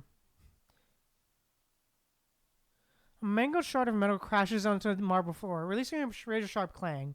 Ah, corrupted, oh shit. As it rolls to a stop, the glowing red sensor at its tip finally dims. Visual module compromised. Running diagnostics. Scanning. A piercing synthetic voice arrives a half a beat too late, reverberating from the headless automaton's chest for a brief moment before cutting out. Nice moves. Seated in his armchair, the man studies the scattered wreckage with keen fascination before offering a slow, deliberate round of applause. The intruder's just the opening act. A shower of tiny debris rains down from the dome onto the card table. In the dim light, the walls of the hall begin to quake as if they sense the impending chaos. What a shame. This is the only casino on Central Avenue, an Baramente-style vaulted ceiling. But Disaster doesn't care about aesthetics. It just makes everything beautiful. No. It doesn't matter, though. There'll be recompense waiting for me about it, Bologna. Word has it the nobles are twisting themselves into knots, trying to make room on the transport plane for their gold and silver hoards. My carry-on luggage is much more modest. Aw. Lilith flourishes the moon umbrella like a conjurer's wand, then dips into a courteous bow toward Trout. Winter is coming. Please take care, sir, until our next spar. She strides into the shadows, vanishing out the far end of the corridor. Trout taps the tabletop, his leather glove making a soft rhythmic sound against a velvet surface. This gaming hall is far from ruined, and the match unfolding here won't be their last.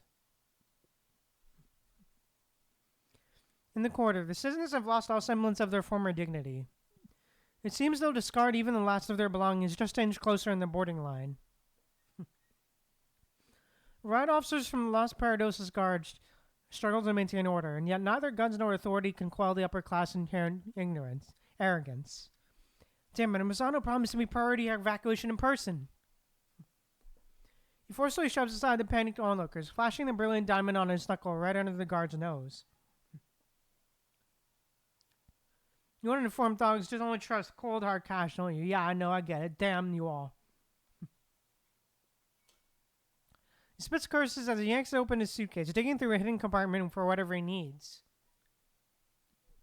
Meanwhile, a woman carrying the moon umbrella slips into the waiting hall with poised, elegant steps. She catches the echo of that crude shouting and lets out a disdainful smirk curl at her lips, as if mocking such shameless complaints. Feast your eyes on this. Lucky 38's Casino's gleaming platinum coin, handed out by Mazzano herself. Go on, take it. Give it a big chomp to check if it's the real deal. Let's see if your teeth can handle it. He presses a palm-sized silver gray disc into the guard's hand, the one struggling to keep the crowd at bay. The moment appears to offer everyone an outlet for their mounting anxiety, prompting them to scramble and show off anything that might secure their right to pass. All right.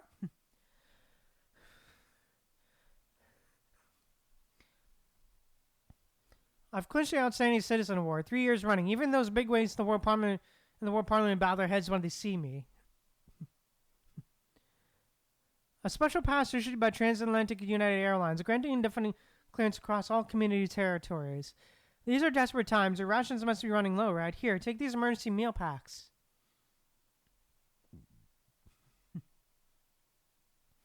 Everyone, please, order. Gather your belongings and line up. A sharp tap from a metal-tipped umbrella pierces the chaotic clamor. On the recognizing the once renowned socialite, the crowd abandons the guards and converges on this newly arrived figure. All right.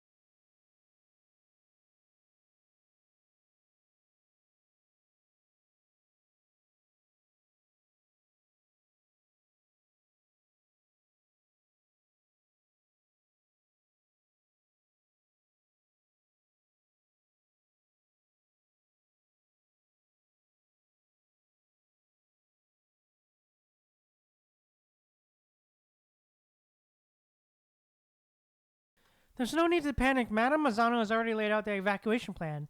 We've ample time, but if you keep this up, I can't guarantee anything. For now, the Mojave Desert stands as the city's natural shield, keeping the corrupted outbreak at bay. Countless poor people across the globe are spilling blood for a single seat on a transport plane. Yet here you are, sheltered by the highest level of security, behaving like you've lost every shred of dignity. Where's the virtue you all pretend to uphold? Speaks with poised restraint, letting just enough reproach seep through, never too strong, never too weak. But beneath it all, she feels nothing but disgust. Disaster's a chance for the ambitious to step on into the spotlight, but these so-called elites choose to scurry like squealing vermin, surrendering to their pitiful urge to survive in the face of a threat that isn't even urgent. Besides, they once scoffed at the idea of a starship. Now they're seconds away from tearing each other apart just to get on board. Pathetic. Expendables like these are fit only to feed the bacteria in a petri dish. On a sinking cruise ship, there are gentlemen who lift their violence to play, hypocrites who don't hesitate to overpower women and children, even turning violent. How do you hold on to that final shred of decorum? In the end, the choice is yours.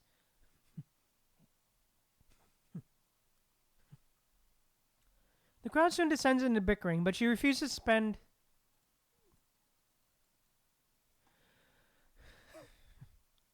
another ounce of effort on them. Lilith finishes her words and slips through the narrow gap the guards have cleared, making her way to the far end of the boarding corridor. Damn, alright. The blast doors of the massive spacecraft observation bay glide apart with barely a whisper.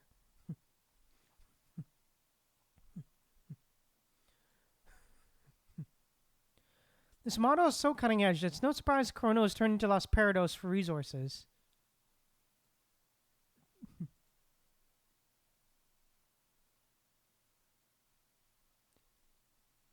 Wonder why the screen's glitching. That's weird. Where have you been? You've taken ages. Had some personal matters to attend to. Besides, there are far too many guests at the boarding gate. As usual, Lilith inclines her head in a slight bow. No need to fret over them. The seats we set aside on the transport plane aren't going to be snatched by the corrupted. They've always acted that way. Even if you put them in heaven, they grumble it's colder than hell. Is anyone here to prepare to depart? She's hinting at something beneath the surface, but the extra implication feels unwarranted. The whole crew has been on standby, waiting for you to weigh in. No offense intended. Let's get moving, shall we? Madame Mazzano powers up the wall's touchscreen console and delivers her final instructions to the cockpit. Quick question to you guys. Is it just me, or is the screen, like, the edges of the screen, like, here glitching a little bit for you guys? There, like, seems to be, like, flashing and a bit of glitching. Quick question.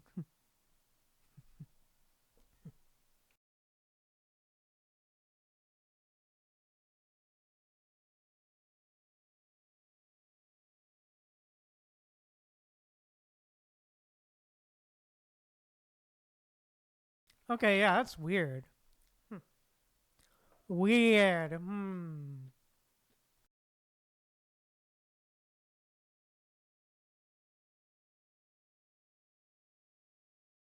Yeah, it does seem to do it off and on, huh? Oh, that's weird. A moment passes and the metallic floor starts to quiver. The movement is so faint, it's barely noticeable.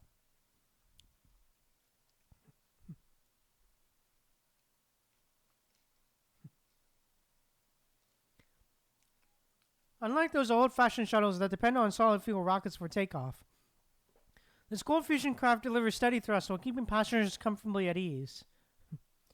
Only a thick layer of cloud sprawling across the floor-to-ceiling window reminds them that they're pushing beyond the pull of gravity. The white haze thins out, giving way to deep navy. Faint specks of starlight shimmer at the window's edge.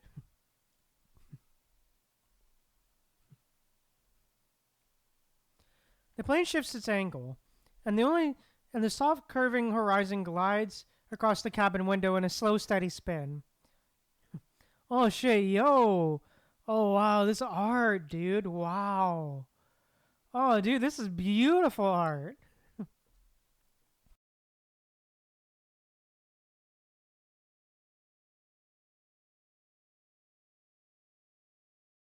Yeah, agreed. It is very pretty for real, Celestial.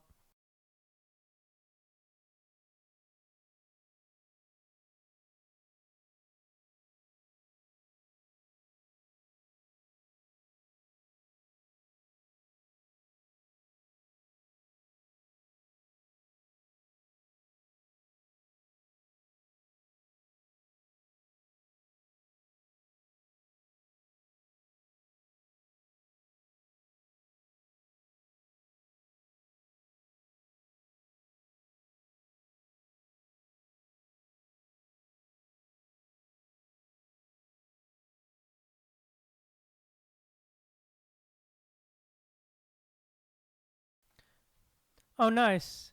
Oh, yeah, that's fair. Okay. Fair enough, Celestial. It's fine. I hope your headache gets better, Celestial. The plane shifts its angle, and the softly curving horizon glides across the cabin window in a slow, steady spin. A towering steel blossom hangs above the rail, its blade-like petals cutting off part of the sunlight. That is the Eden 2 colony ship. Ah, yes, Babylonia. And those violet-gray eyes, the ship's hull shimmers with reflected silver. Beneath that solid exterior lies the pinnacle of humanity's cosmic ambition, a sealed, self-sustaining ecosystem, a robust life support and industrial network, and a propulsion system powered by zero-point energy.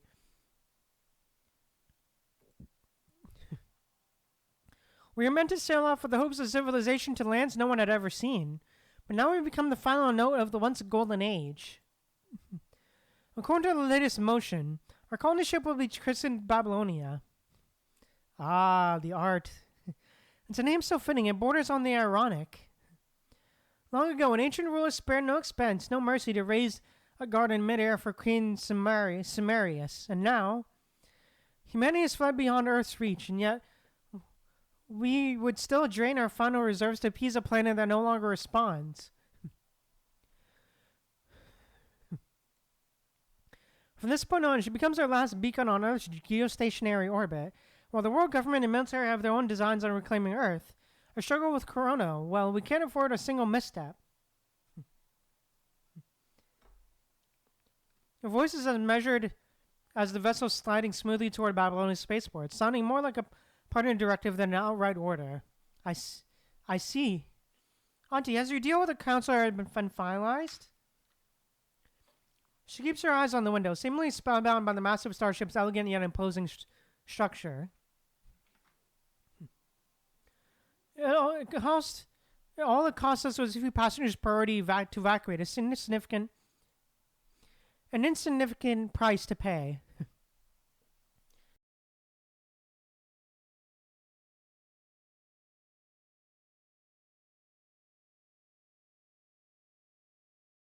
It's only a matter of time before they're granted access to Babylonia. After all, I never forsake an honored guest who has aided Los Parados.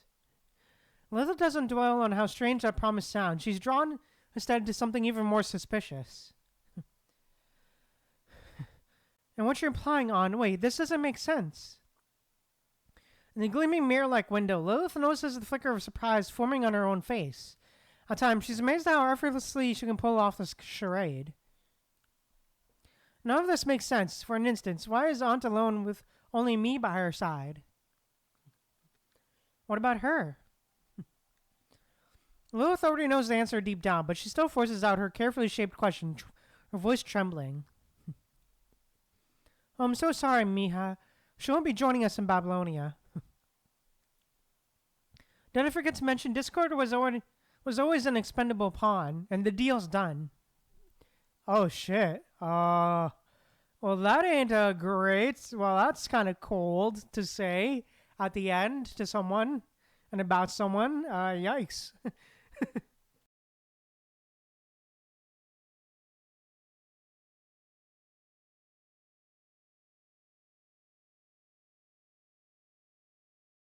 Yeah, for real. Celestial.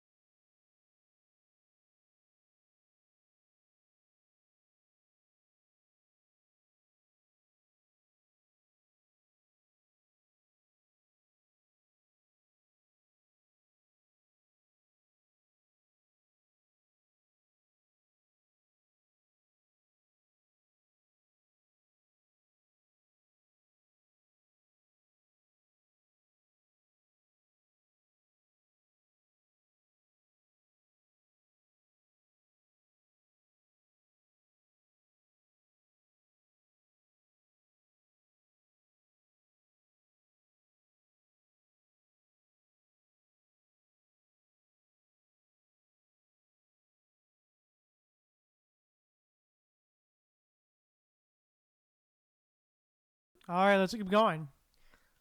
Written in Babylon. All right, gameplay time.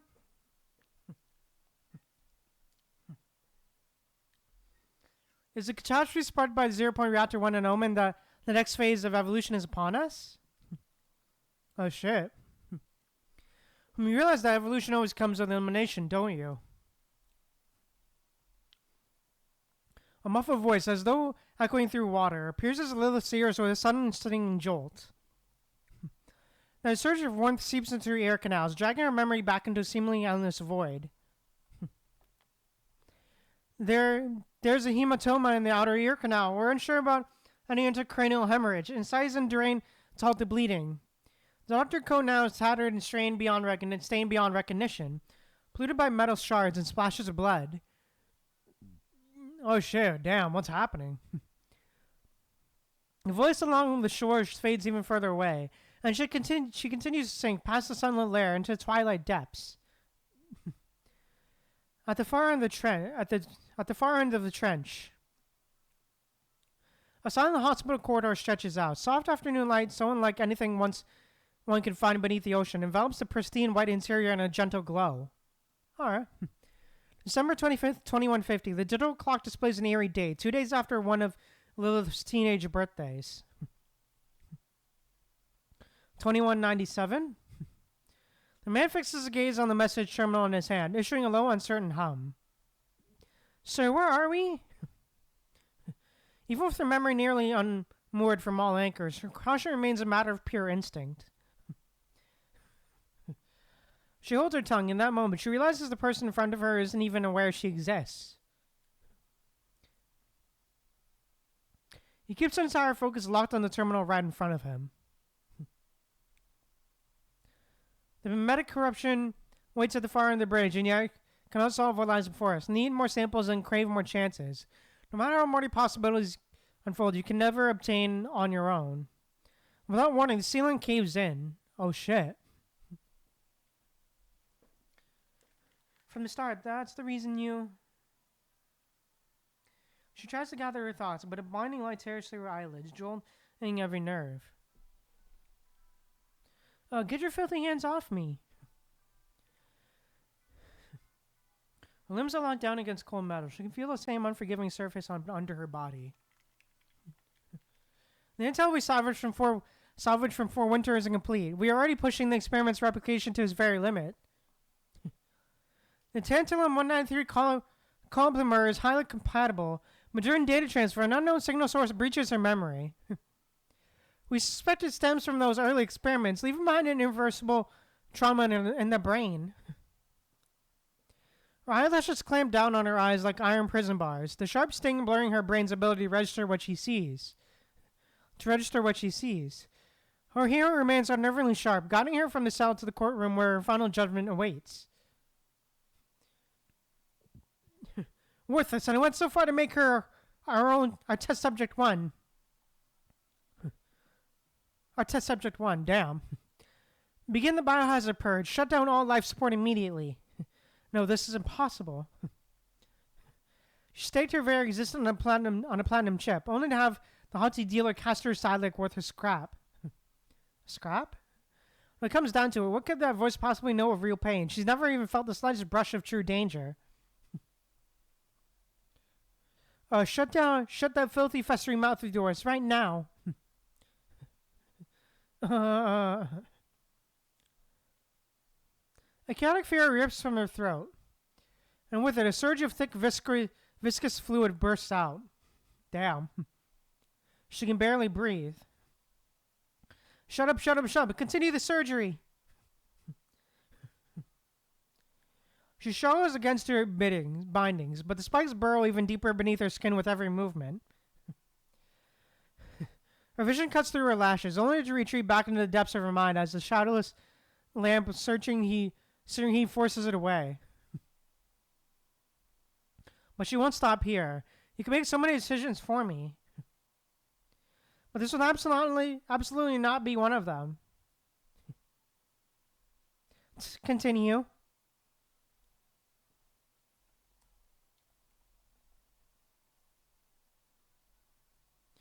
pain floods through her, and she feels the consciousness slip away once again. Oh shit, okay, let's go. Gameplay time!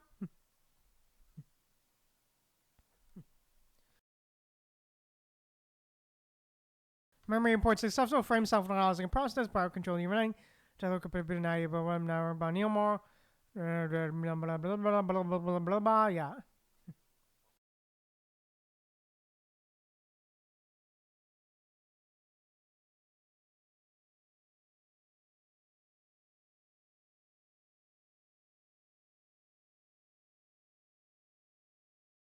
Oh shit. All right.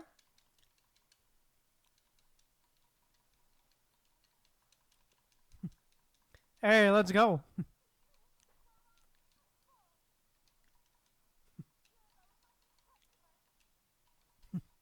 Hey, let's go.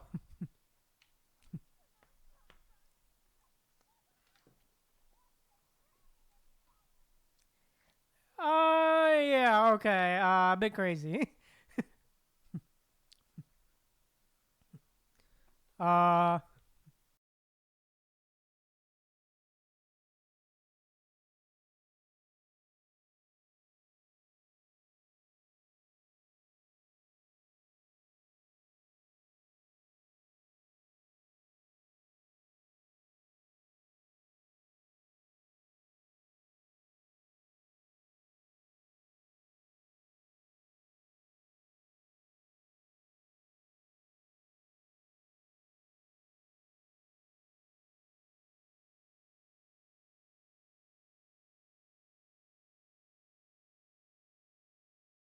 uh, sure.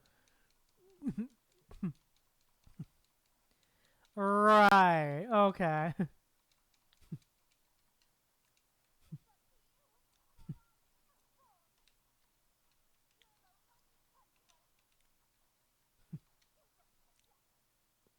Hey, let's go.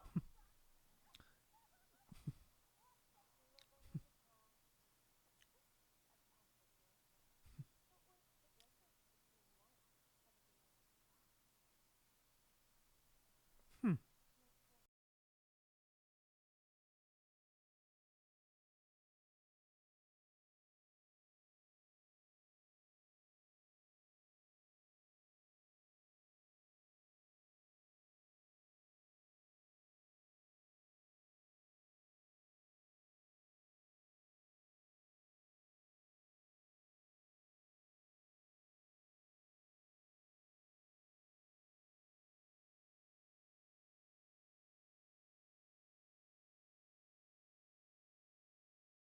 Oh shit. Hey, okay.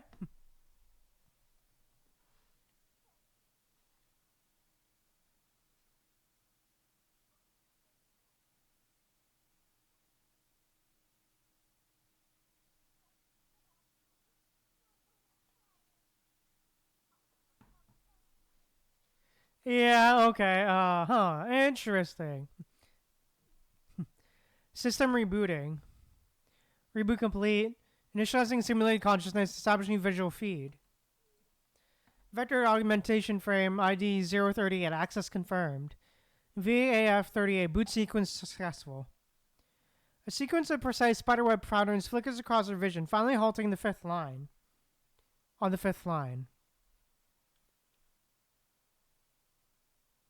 Moments later, her vision snaps back into perfect clarity.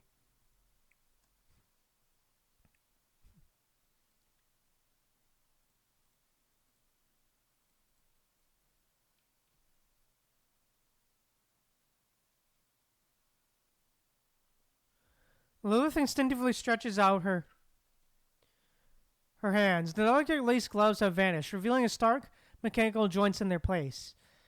Here, have a sip, it'll do you good.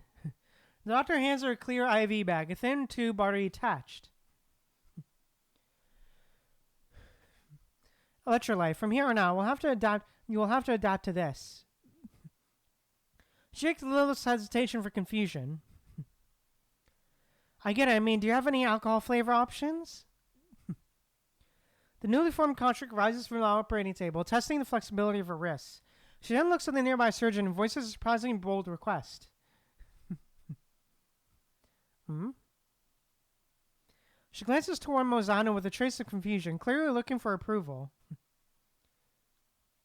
If her frame can take it, then let her have the drink. As you wish, madam. The doctor withdraws a slender test tube-shaped vial from the chilled cabinet beside the operating table. In essence, it works just like standard medical-grade alcohol. A pain reliever and disinfectant is excellent, just what I need. She unseals and downs the liquid in a single gulp.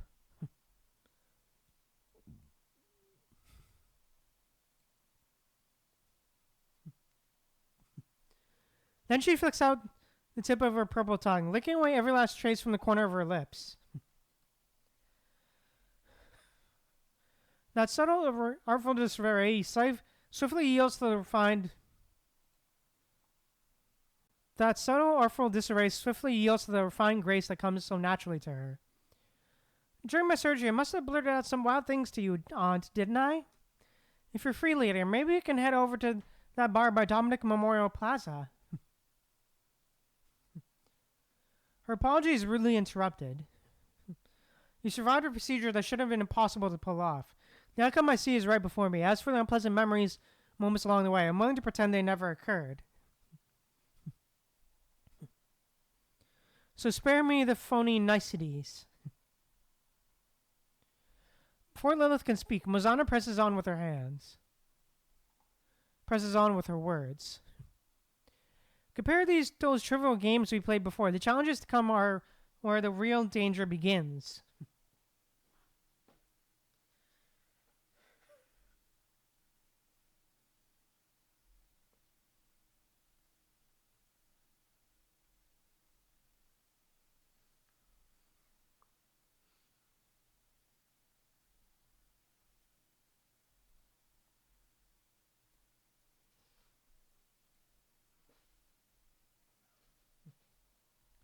If you really believe you owe me a debt, then brace yourself, because you'll be the first to walk into the ball. And to hell. Alright, get up now. She motioned for Lilith to step away from the operating table, issuing orders to doctors at the same time. We need to gather the surgical data and reconstruct the mind's data model, which is slowly succumbing to corruption. We'll submit the report as soon as we can. She departs to the operating room with her teams following close behind. Challenges to come? Come to think of it, are you actually moving forward with construct experiments now, Aunt? Oh, damn. There's no judgment in her tone, just a cool factual statement. Principles are meaningless in a high-stakes power struggle. If one rule stands above all, that is that winning is everything. In the brief span of the Los Parados blockade, the military wastes no time, swiftly sending combat constructs into active battle. Punishing knocked over our old chessboard, and now the Eden 3, built for starbound travel with its advanced ecosystem, won't be launching anytime soon. We used to stand on our own, free from Corona and the world government's parliament's grip. We may be under someone else's roof, but there's no way we'll become pawns for Hassan and his lot. As he said, Aunt, they hold a stronghold on construct technology. How are we supposed to stand a chance? Dressing up blatant opportunism as quick thinking is something Lilith has seen over and over in Los Parados, an underhanded move she knows all too well. The truly perceptive ones always end up on top in the end, so she holds back the scornful remark on the tip of her tongue. The first generation military constructs were nothing more than a stopgap for fighting in high punishing zones. For the stability of their mind to the physical resilience, they all fall short. The intel we've gathered on Project Winter is incomplete, and Corona's technological progress, built up ever since Project Cathilla, has become remarkably advanced. Just because Corona and many may choose to conceal their power doesn't mean I will follow suit. Hold your ace close, but never hesitate to demonstrate your prowess. The true strength is the bedrock of any fair competition.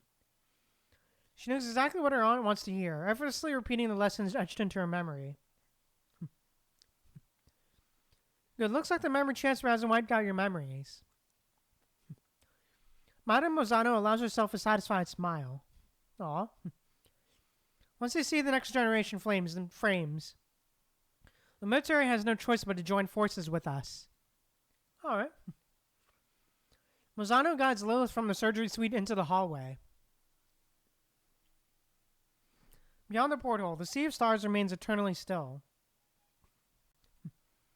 Come on, I'll show you the trump card that helped us win back Babylonia. An exceptional breakthrough, but trust me, you won't be the last. They weave through the ship's labyrinth of corridors, constantly passing mechanics, officials, and soldiers. Everyone appears pressed by tasks too critical to pause for even a second. No one so much as slows down.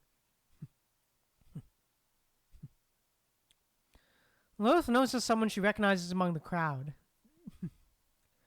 Ah, Mr. Kephart. That's the last person who struck a deal with Auntie before everyone pulled out. The blonde man stands there in a daze for a full 10 seconds. Oh, you're Miss Eleanor. Who quickly meets Madame Mozano's gaze. So the experiment was a success. Madame Mozano stays quiet, offering him a non-committal look. The constructor of the magician's hat steps in with a old-fashioned display of etiquette, diffusing the awkwardness hanging in the air. Yes, I owe it all to my aunt's dedicated care. We couldn't have done it without the groundwork Colonel laid back then. If Aunt hadn't held onto those old Project Winter files, I doubt I'd still be standing here today. It's a genuine radiant smile. Even her slender lashes quiver softly with the light in her voice.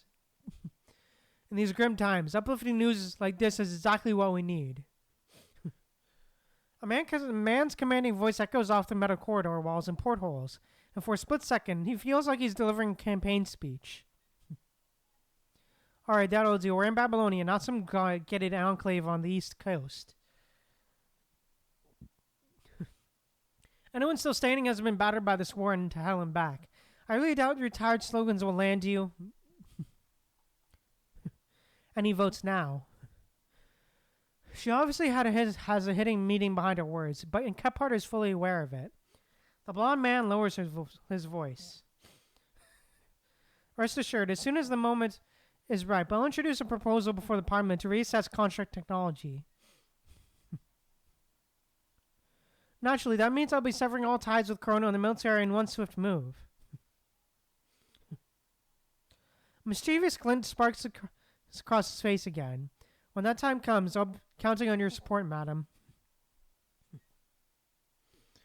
He brazenly takes Mozano's hand in his and bestows a hand kiss that's short unsteadily yet bursting with theatrical flair. Then he makes a brisk retreat, heading the opposite path the two have taken. I know exactly what you're about to ask. Don't worry, I've already taken your reward into account. Babylonia Orbital Transport System. A towering hologram flares to life at the corridor's far end. Get in.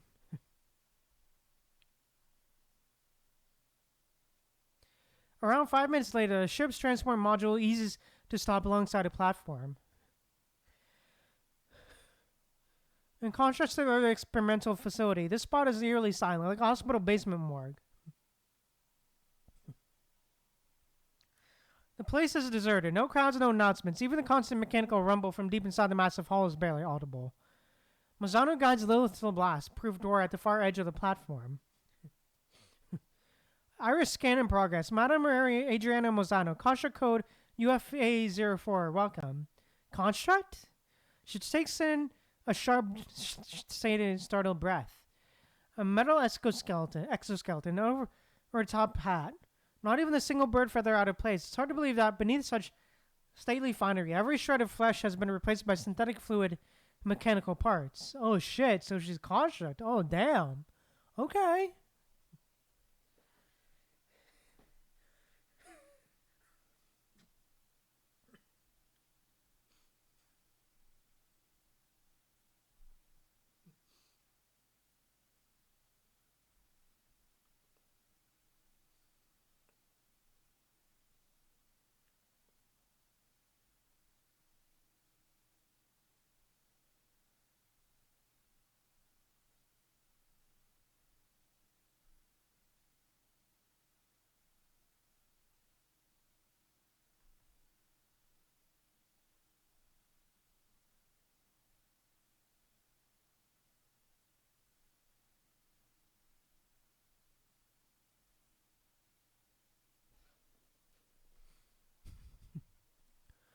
Otherwise, why do you think you're the test subject 1 instead of 0?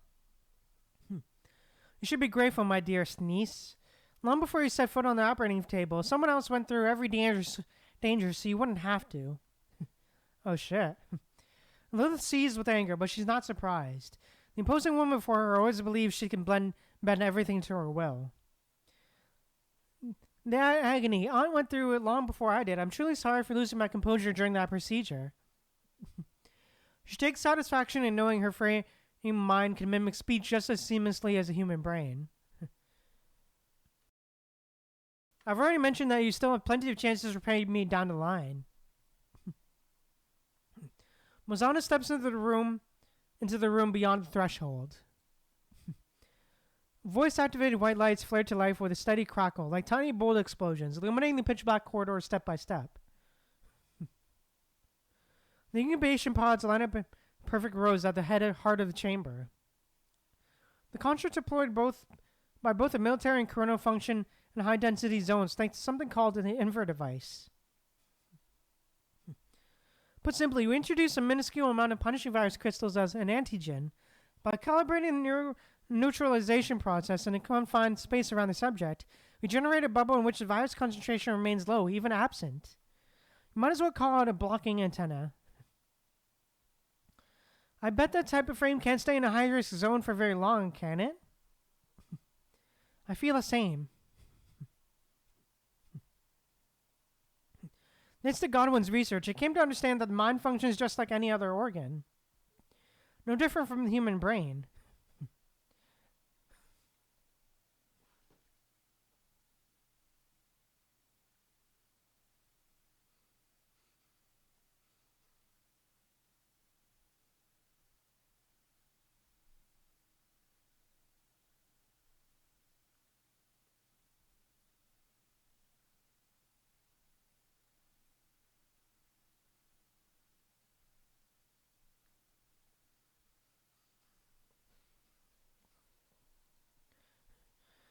If human organs are capable of generating antibodies, then constructs can develop them as well. What are you implying, Aunt? If toxins are unavoidable, why not filter them out? My construct doesn't need one of those bulky antenna shields. I went with a dialyzer instead. There's a built-in suppressor in my frame. That's also why you and I don't have the unsightly bump on our heads. Though Madame's Arians is just as relenting as ever, ultimately embracing the punishing is still the right course of action. Lilith barely bats an eye. If her aunt had arrived at the same conclusion as Chrono, that would have truly let her down. Assume the built-in shielding allows the frame to endure longer in high-intensity viral zone, but what if the virus density surpasses the circulation rate's threshold? That's my next challenge to tackle. The mind and the brain are one and the same. Of all people, you should know the brain can be transplanted. Bodies are easy to produce. If you decide to make them, there's no limit to how many you can create. Virus filtering, memory backup. Within mere minutes, Mozano puts forth two utterly outrageous concepts, treating them as if they were perfectly valid technical proposals. Then does Discord know about this? She went ahead and shattered the unspoken taboo they both had silently acknowledged. Oh, I almost forgot. Sitting behind at the chrono ground installation, given how funny is going, she's likely wrapped up her upgrades by now. Then again, it's still just the outdated model. Before representing the new generation of contract tech to the parliament, I need a control group that will really sell the idea. There's some data we can't get through official means in Babylonia, but Discord should be wrapping up that collection any moment now. The surface is dangerous. She offers no judgment, speaking in cold, detached tone that only states facts. I have a reward set aside for you, but don't expect to come free. You'll have to earn it. On your own. Chrono's contract data alone won't suffice. I also need concrete proof that the internal suppression system is reliable. I'm handpicking only the most capable civilians from Babylonia for enhancement. Once modified, they're deployed to the surface in these specialized frames, gathering real-time combat data. And your last trial is to find her before the punching virus engulfs Discord entirely. That alone will decide whether you pass. Don't get me wrong, if she were to die, it'd be a lot harder for me to acquire that valuable data now, wouldn't it? Our goals have always been in perfect sync, that's actually quite rare for a family. She continues to rile Lilith, convinced she's in the right at every turn. Damn. No, that's not it. It's just that your plan covers every detail. I'm honestly taken aback, Aunt. Mozano answers the praise with a frosty laugh. She then steps forward, letting her fingertips glide over the polished surfaces of row upon row of incubation pods. Be it Project Broken On or Project Winter, both are designed to help humanity conquer our final imagined test. That test has moved from the stars to the punching virus, but the drive toward evolution will never cease. Sometimes Lilith can't help but admire her resolve. Beyond her careful planning, everything is guesswork. Yet, through constant trial and error, she's always managed to find that faint glimmer of a correct answer. But in truth, it's barely more than a fleeting touch. Wait, I'm feeling a bit dizzy. It's simply your frame adjusting. Now, which of you who was asking for that alcohol flavor electrolyte? Lilith didn't bother acknowledging the sneer. She simply presses her fingertips to her temple. She pulls a condensed data fragment from the backup in her mind, a single trace left by an unknown signal source during that seemingly successful modification procedure. Axioms are always this straightforward. It's a fragment of punching virus code, Vonnegut's special gift to her, delivered through the Ascension Network. Babylon stands as humankind's last hope, but together we can make that hope dazzle all the more. Whoever claims the city atop the ice peak will be the one to reign over the new world. Odd calls out once more, snapping her back from her brief daydream.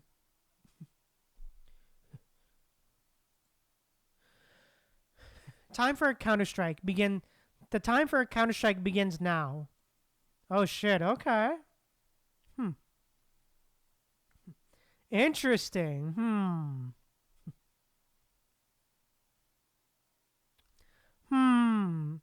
So she's definitely playing scheming, huh?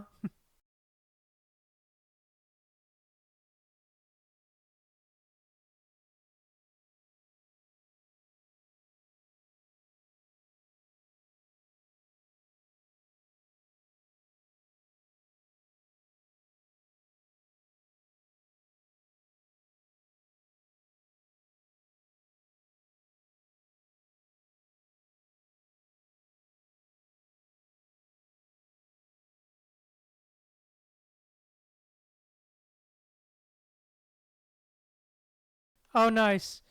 No problem, Celestial. I will be streaming again. Just want to let you know that I will be streaming again on Wednesday. See you, Celestial. I will be hope to see you on Wednesday, where we'll be playing Woo-Wah at 3 p.m. EST. Hope to see you then, Celestial. But have a good rest, Celestial.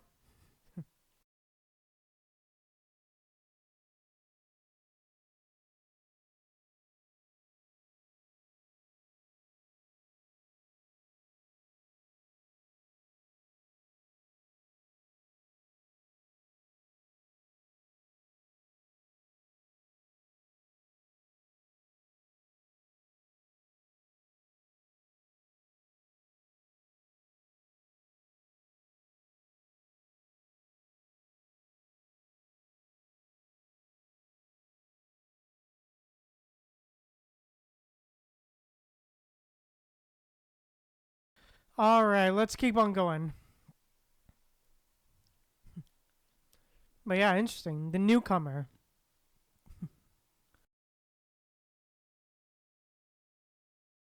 Oh, my little girl. Are you having trouble following along? Oh, this fucking guy again.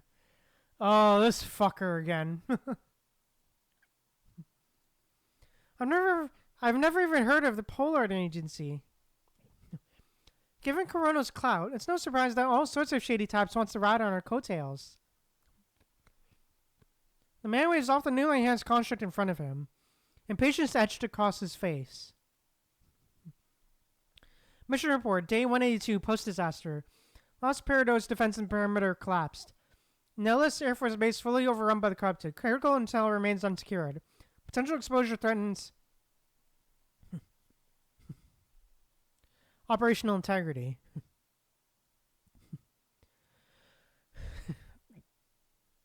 Show no hint of emotion. The contract goes over the briefing she's given at least 5 times before. Stop. Anyway, would you mind ditching that ridiculous mask? This is part of my battlefield sensor speed. It's designed to work in sync with human immune and regulatory systems. She keeps her real reason to herself. Fully revealing her face would only expose more emotion. Exactly what she wants to avoid right now. Anyway, your isolation review is over. Dismissed. Where to after dismissal? This is your transfer order. You're now part of the Purifying Force under direct command of Military HQ. For support to Commander Nicola, if anything else comes up, take it to your new captain, Bianca. Ah.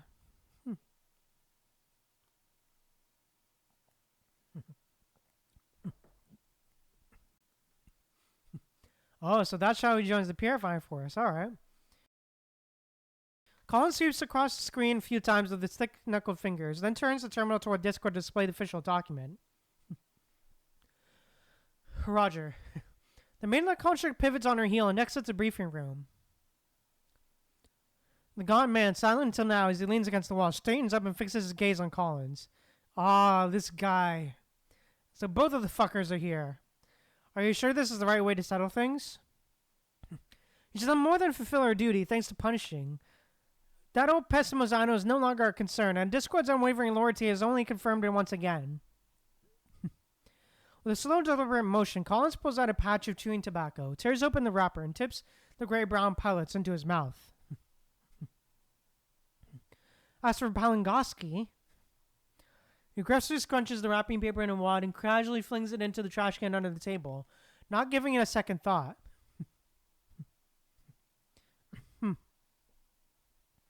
His companion catches on right away, yet he still breathes out a soft sigh. Leave the old world's affair to the old world. Bro, you're pretty smart. He maintains that cruel grin as though he's wearing the unchanging mask of a Greek tragedian. Anyway, I'll deal with that old lady's problem later. Since the outbreak, the fighting on the surface is largely under control. Our main priority is making sure our people reclaim those key positions of authority. The deal is supposed to be a more once-in-a-lifetime chance. Who would have guessed Trillard would give his life for the cause in such a devastating way? If only we all had that kind of resolve. I still can't shake the feeling that something's off. With a skeptical edge to his voice, let's cut right to the hollow sentiment. When did he turn into such a worrywart? Everyone who's ever teamed up with him is accustomed to his confrontational style, but let's simply goes on as sharing his ideas. You're right. Protecting every seat in the parliament is absolutely vital to us. So in the midst of the great evacuation, you marshal vast transport fleets and armed units to guarantee that those world government officials and lawmakers loyal to Corono reach Babylonia safely. But after Kepler brings Discord back from the Las Parados spaceport to Corono, he simply vanishes. He picks up the terminal on the desk, brings up Discord's report, and skims through the details. There's no record of his whereabouts. His last known appearance was on the day of the outbreak. Maybe they're living under an alias, day in and day out. They buried under secret dealings. Bet you know exactly how that feels, huh, bro? Wouldn't it be nice if someday I could just live as a regular person, drifting along without a care? There's really nothing bad about that at all. Damn. Instead of a disposable playboy, I'm more interested in the one pulling the strings behind him. In Heartbeat, the man's gaze sharpened with fierce resolve. This is yet another red flag. Whoever is pulling the strings behind Kephart. Up to now, we have no confirmation of Trout's location. Want to hear the truth from me? Do you really have another option? Colin gives a sharp, icy chuckle. Someone with that fascinated by this research, even before the outbreak, can't just be curious writer. If he really is still alive, then when we finally meet again, we have to decide how to harness his power for Kurono. Let's set the terminal down on the table. He purses his lips as though he's turning over their last exchange in his mind. Need a pack? Need a pack? The man's face twists into bizarre shapes as he chews, but he somehow finds time to call out to his companions. You know I don't mess with that stuff. Damn.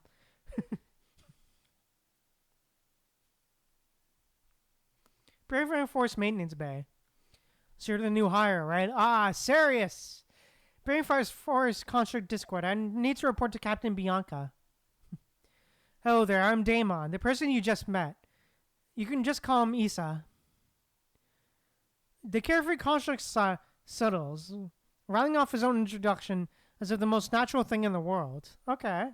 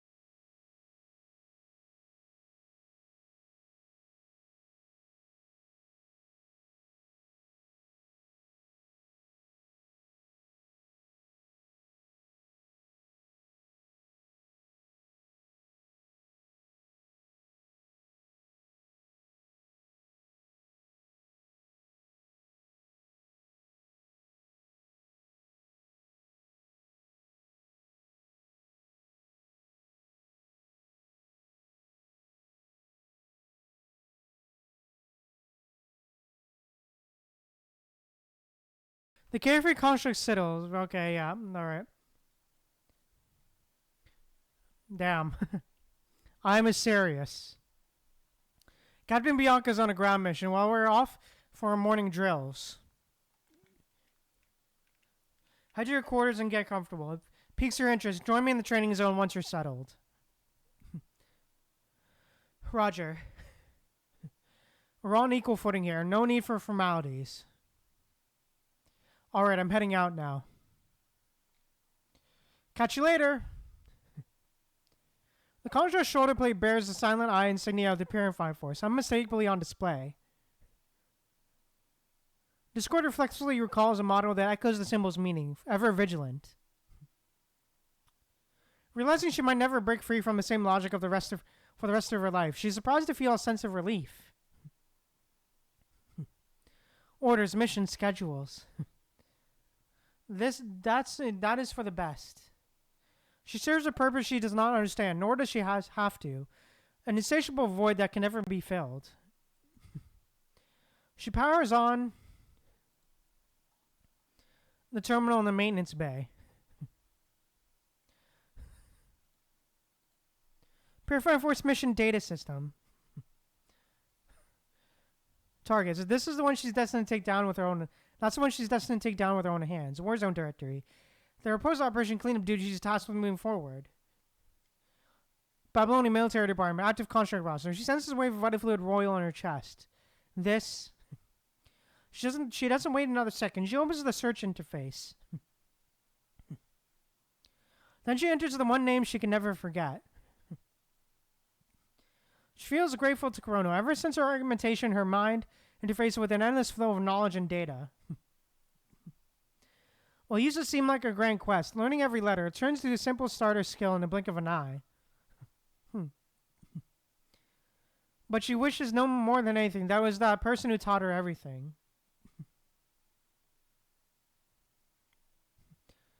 Eleanor Sinclair. Oh, shit. So that's her last name, huh? No results found. Eleanor, no results found. She doesn't hold much hope to begin with, so the result doesn't catch her off guard.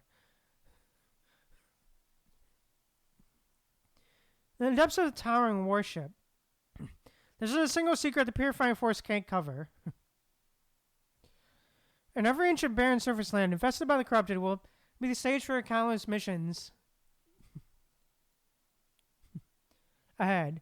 No matter how far that person's gone, Discord is determined to track her down. Hey, let's go. All right, interesting. All right.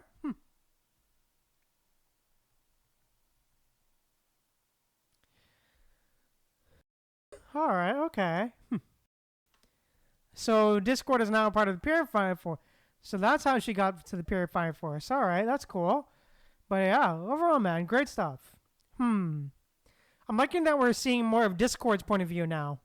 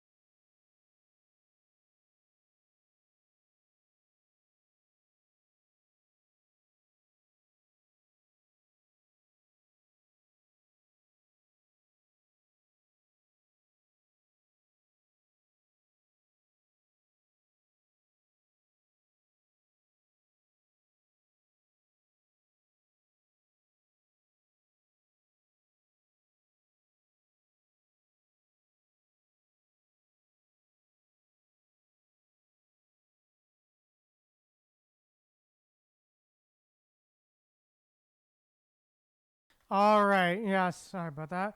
But yeah, I think this will probably be the last story note for today on the stream. So yeah, let's do it. Let's get this going. Against their will.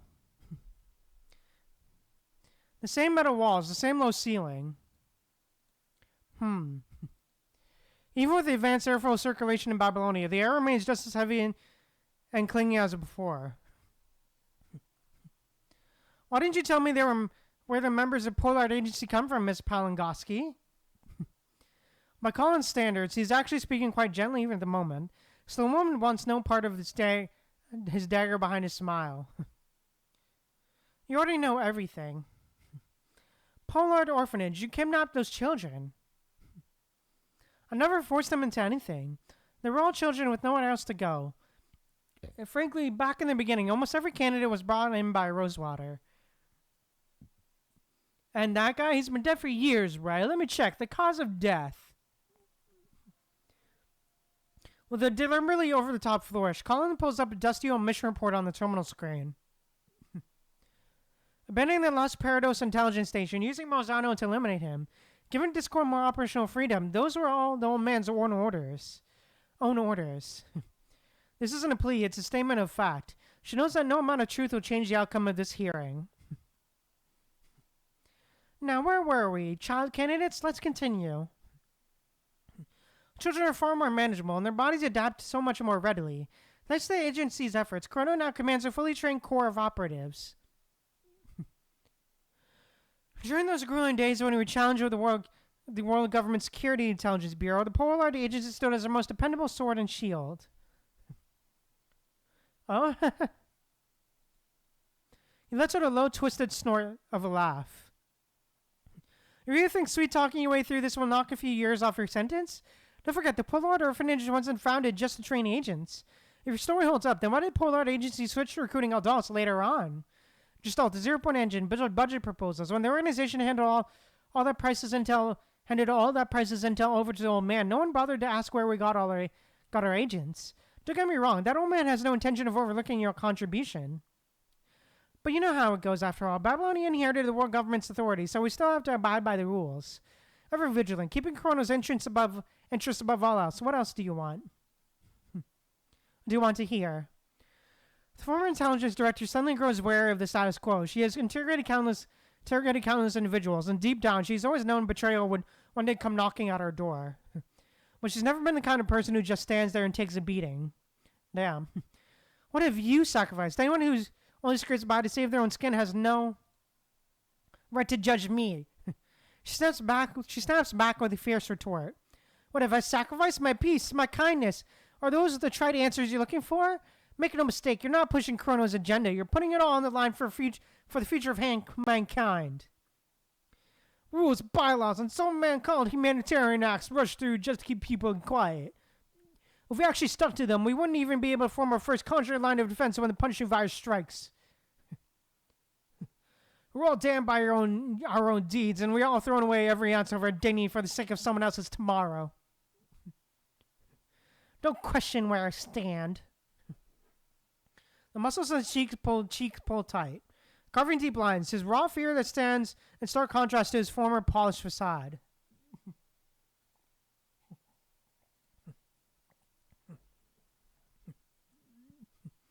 And please, don't make this difficult for me. File an official interrogation report with the Parliament.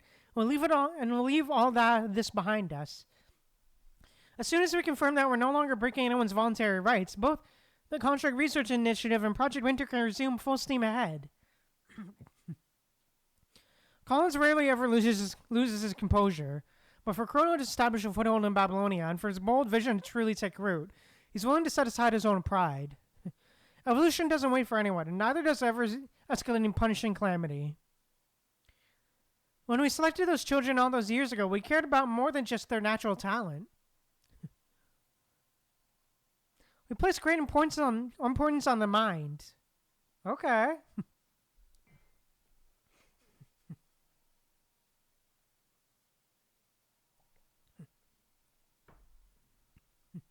This little town starts off as just an Air Force Base accessory, until a wealthy mogul named Fred Sinclair invests generously and transforms it into an oasis of milk and honey deep in the desert.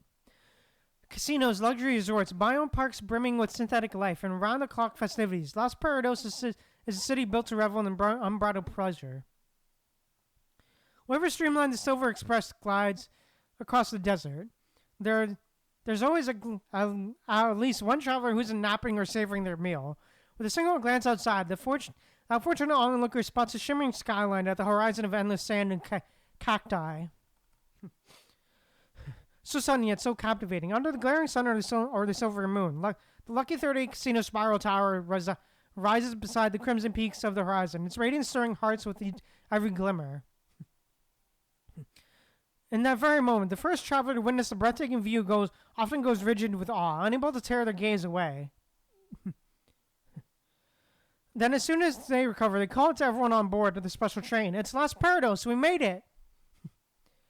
But no, none of this has anything to do with the outcasts living on the streets. Hey, let's go. Oh, and that was Infinite Gallery, wasn't it?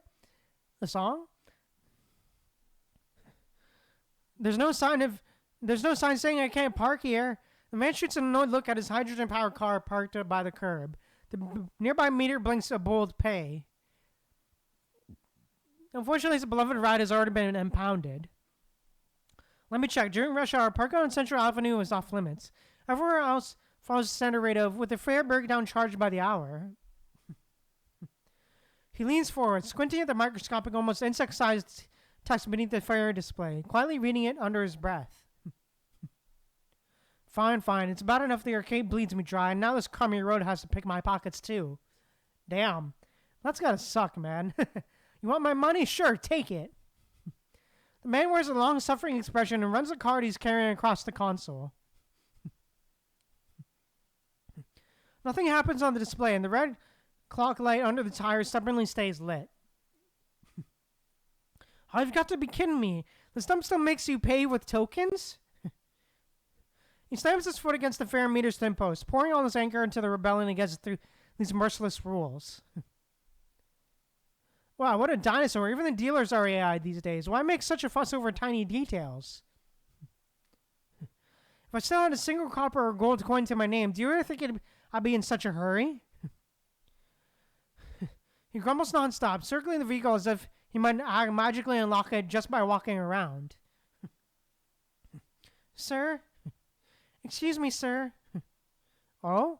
Yes, no, indeed, there's a little figure in a cloak standing right behind him.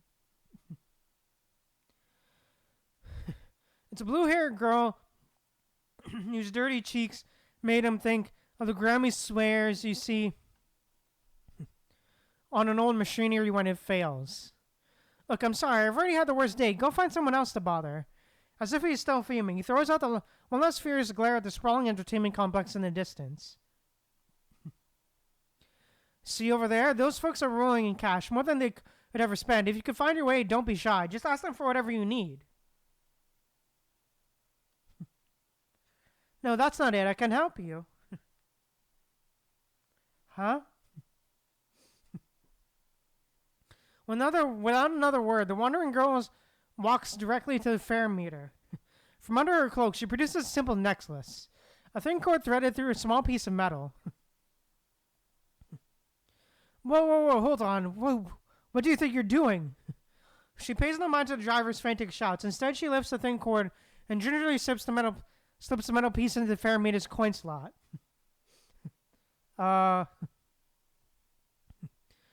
His expression shifts as a realization dawns on him, and he steps back to watch the spectacle unfold before his eyes. The girl gauges her force with pinpoint accuracy. Click. Did it work? Yes. The indicator flickers green for a split second, instantly erasing the source of the driver's mounting frustration on the dashboard.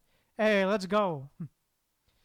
The girl takes the slender cord and carefully wraps it around the metal shard, as if cradling an infant in soft blankets. Little girl. He runs a hand along his chin, eyeing the security lock that was cracked in no time. With a soft, he offers a mock impressed remark. But really, what's the point? I'm guessing you don't have any fancy gadget to retrieve money transfers anyway. So tell me, how should I pay you back? Once he opens the car door, his voice shifts into a blatantly insincere drawl. If fate allows us to meet again someday, then perhaps we... It's all right, sir. If you ever come across another child like me, someone still holding on to their food vouchers or tokens, please remember to lend them a hand. The little girl does a small twirl, slips out of the spark parking space, and vanishes swiftly around the corner. All right. Beneath the umbrella across the street, a sharply dressed agent observes everything with unwavering focus. Uh-huh.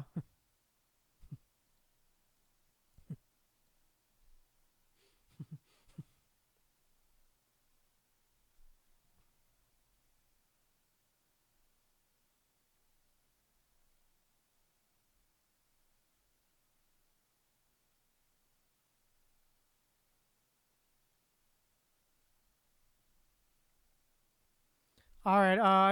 I'll be back in a sec. I just gotta do something real quick.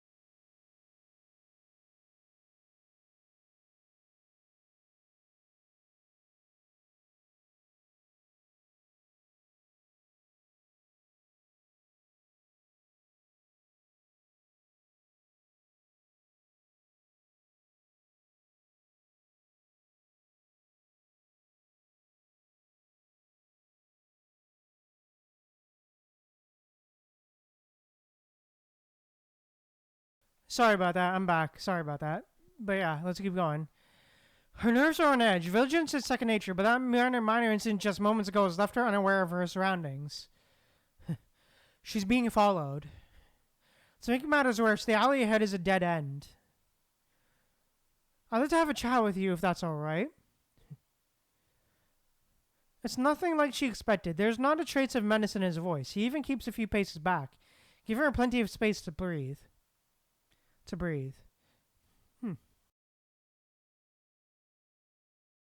For now, at least, she's not in any trouble. Let's play a game. He retrieves a small metal disc, no bigger than a thumb, from his suit pocket and shows it in the center of his palm. This little coin isn't like those flashy tokens you can only use at the City of Entertainment. Back when Los Parados was just a humble ranching town, long, long ago, people used coins like this as real money. He keeps it as brief as possible, explaining where the game item comes from.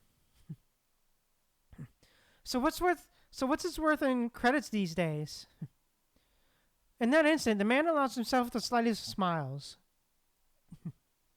Don't worry, any seasoned collector with a keen eye knows just how valuable this antique is. Got a good look? The front side shows an old man's portrait, and on the back, he bounces a circular token on the back of his hand, then gives a light flick with his fingertip. It looks like a vicious bird with some strange letters I can't decipher. She can't make out the spinning coin's tiniest details from here. Her keen vision is nothing short of extraordinary. Satisfied, he moves the conversation forward. We'll play with this coin if you want. You can keep it.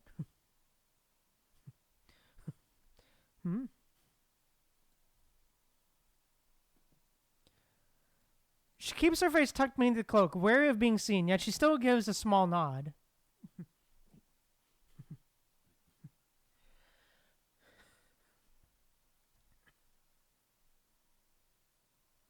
The rules are simple. I'll flip this coin and catch it. Before I open my hand, you tell me, will it be the old man's face or the eagle? I understand. Let's begin. He tosses the small coin into the air with a sharp flick of his thumb and forefinger, then spreads his other hand wide, suspended in midair. The instant that coin meets his skin, he slams his fist shut with unyielding force. The old man! The stranger extends his hand, each finger unfolding with deliberate care. In the sunlight, the weathered portrait of an old man shimmers like a gem. The girl stands motionless, lifting her head for just a moment. In her eyes, he glimpses a flicker of fear, wariness, and unspoken plea. He inches closer, step in my measured step. As promised, this is yours now. Like a wary stray drawn by the promise of food, the girl shuffles closer in tiny steps, her eyes locked on that circular object. In a flash, she slips her hand out from beneath her cloak and snatches her belonging from the man's palm. That coin you're so fond of, what does it look like? Think I could have a peek? The girl jolts backward in a sudden startled step. That's definitely not a coin. It's something left behind on that puppy. When the prize she just won growing warm in her hand, the sudden pang of sadness washes over her. Aw. Oh, I almost forgot. I haven't asked you your name yet. I'm Rosewater, the tailor. It's as though a single word hit a raw nerve. The girl's lips start quivering. Discord. My name is Discord. With those words, she takes out a tiny bundle tied with a thin cord, revealing just a corner of her precious treasure under his gaze. Only now does he notice it isn't a coin at all. It's a dog tag with dry bloodstains from long ago still visible. Discord, have you come across a place called Pollard Orphanage before? If he doesn't want to do this. He never puts stock in destiny. Even these homeless children are a burden no authority wants to claim. They still receive vaccinations at the temporary shelter to protect public health. Damn.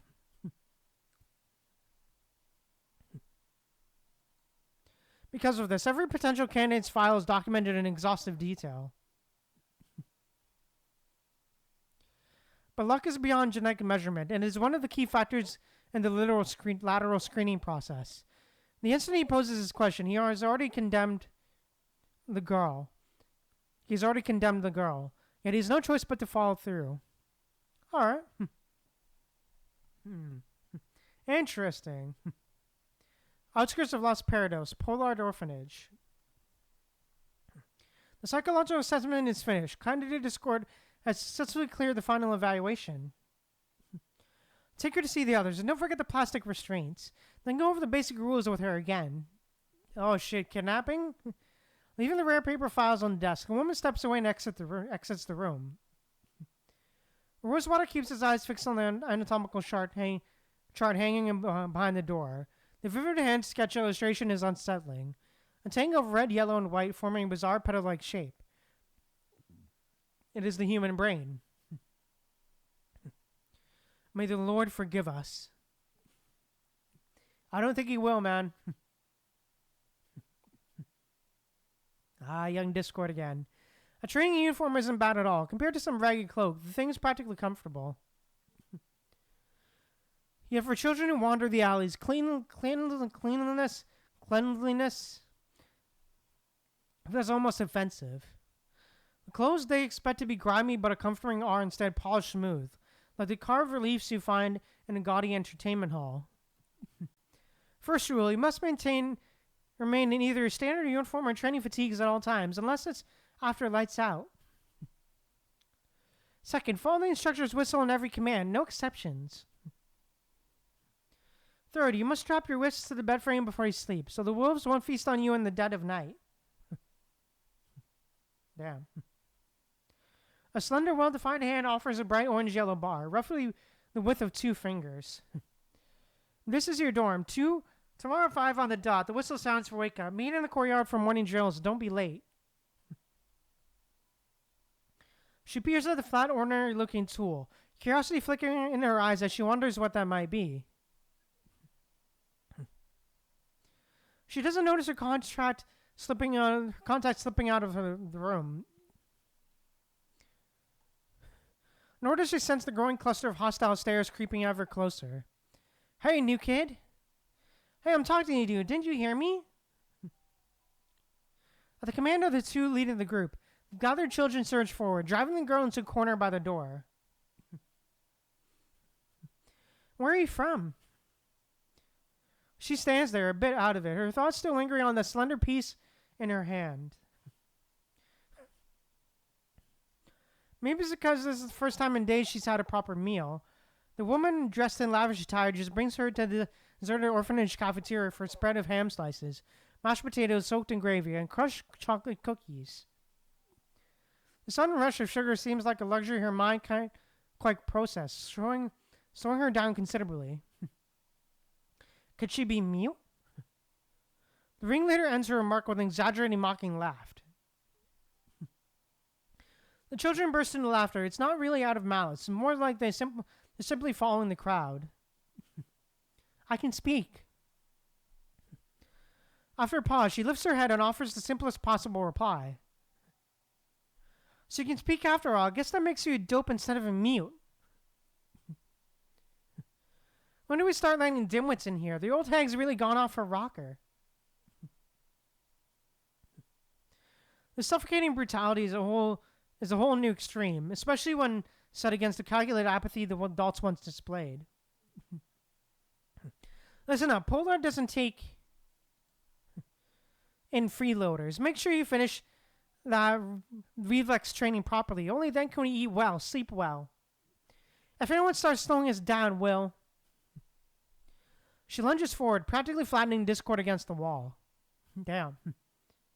She has no idea what reflex training is, but she understands all too well that fate awaits her if she disobeys. I understand.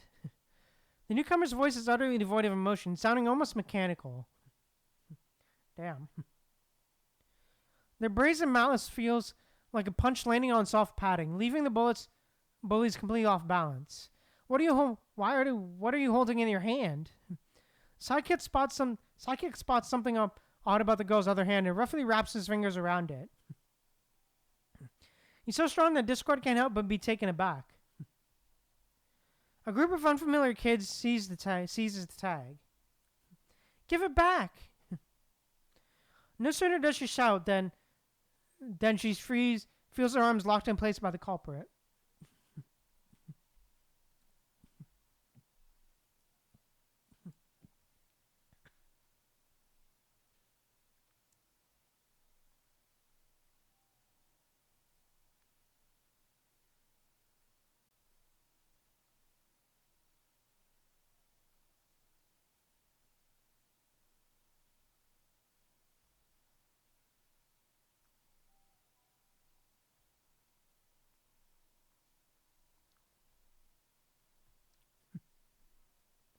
And just like that, the metal tag lands in the ringleader's hands. So it's two circles, right? A stick and... The girl locks her gaze on the pattern, looking completely baffled. It's a slight Discord knows well. An kid who's never had a proper education ends up begging in the streets, wears that same look the moment they see the writing. Free her! A piercing voice rings out from the bunk at the far end of the dorm. To Discord's surprise, the crowd parts of its own accord. Oh shit. Lilith? Second, follow the instructor's whistle and every command, no exceptions. But that was no simple whistle. A tall silhouette drifts toward the entrance, each step placed with the dancer's precise grace.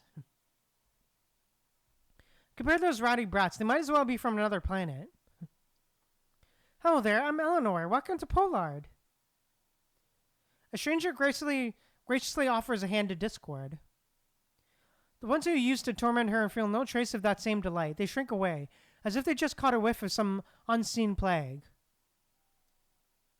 What is this weird stuff? I'm giving it back. Damn. She jolts as if a bug had just stung her, then flicks her wrist and hands the scrap of metal back to its owner. The crowd scatters in no time, and everyone drifts back to their own bunks. It's at this moment that Discord notices those impossibly smooth fingertips peeking out from the lavish ruffled floor cuffs. First rule, you must remain in either your standard uniform or training fatigues at all times, unless it's after lights out. But that dress clearly doesn't fit into either category. I'm Discord, thank you. Her palm feels as cold as an early winter spring, biting and sharp. The absence of warmth unsettles her just enough to make her uneasy. Beep.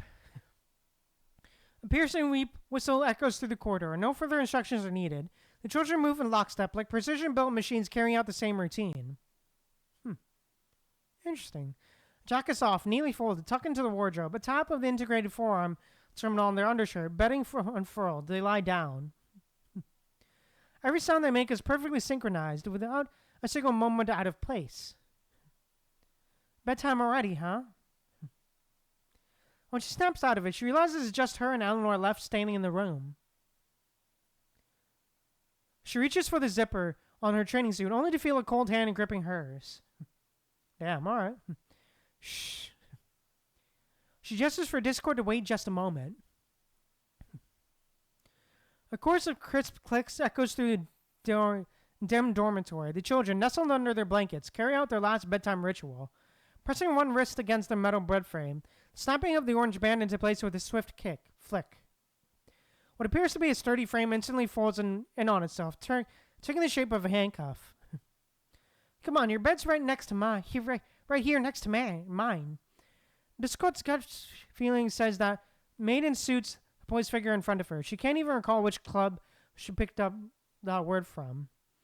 Eleanor guides her to the far corner of the room. To her surprise, there's a tiny vent window set into the wall. Ever think about how a strange shop could double as a musical instrument? I don't understand. Kind of like a pipe you can blow a tune through, or a little string that hums the moment you pluck it? It's a straightforward thought, though a bit out there. Eleanor offers a gentle smile and carries on. Aw. Just like this. With her delicate pale fingertips, she raises a small orange piece, letting it settle near the slim metal rim of the nightstand. Eleanor reaches out her other hand, laying it gently over one end of the restraint. It's all about the right amount of force. She flicks her fingertip ever so slightly, sending the slender band vibrating against the metal surface, and eliciting a soft, strangely captivating chime. Aw. Her inhale is so soft, it's as though she is afraid to disturb the music. Shall I go on? This piece happens to be one of my favorites. She repeats the motion, and the clear, delicate notes permeate the hush around them, wrapping the narrow gap between the beds in a gentle melody. Aw, this music. Third, you must strap your wrist to the bed frame before you sleep, so the wolves will feast on you in the dead of night. Ultimately, we've all grown past the point where a tale like this could scare us. In the darkness, Discord picks up the soft sound of rustling. Children, their instincts molded by obedience, twisting under their covers in a plush and pull of yearning and rebellion. Yes, so many once bright hopes have been subdued and turned into fear. In a heartbeat, that passage comes to a close. Would you like to try? I don't understand. No worries, take your time. Observing the anxious children fasten the restraint to the bed's headboard, the girl gently directs her hand to the rest of the first notes of the performance. Knock. An unsettling noise echoes out, but thanks to the instrument's small size, it isn't quite as jarring.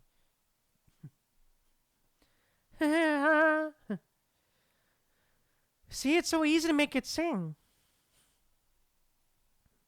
Discord notices Eleanor struggling to hold back her laughter, but in the end, she just lets it burst out.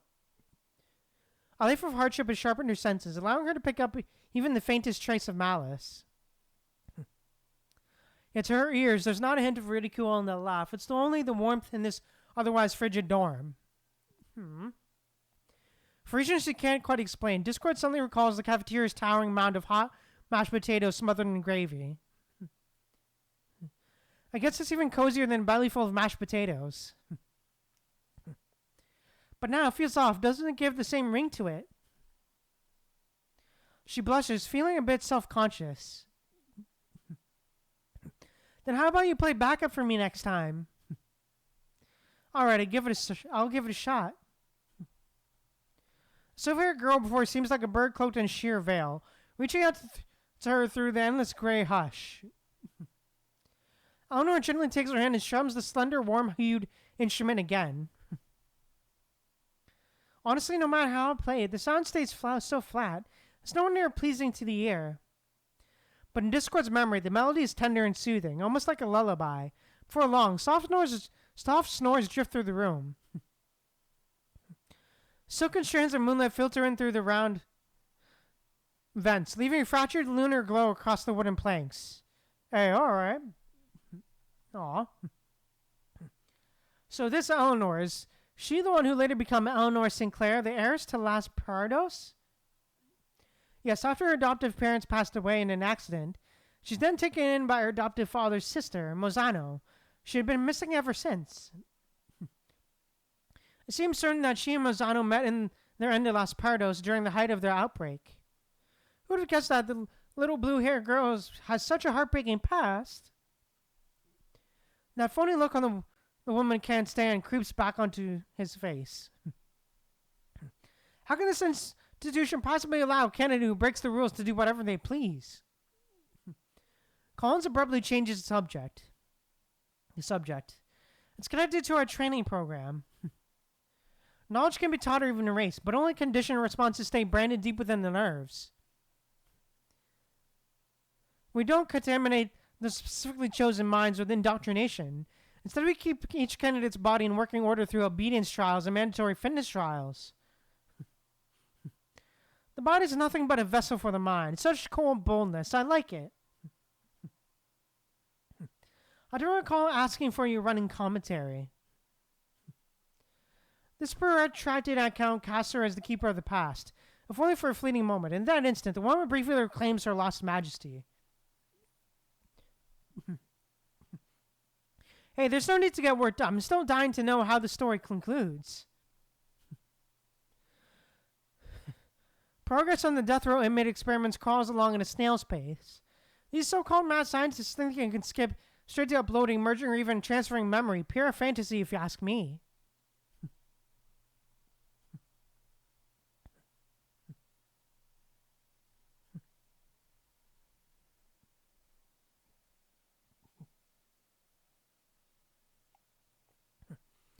That's why the old man gave the go-ahead for us to use these candidates directly in wetware construct trials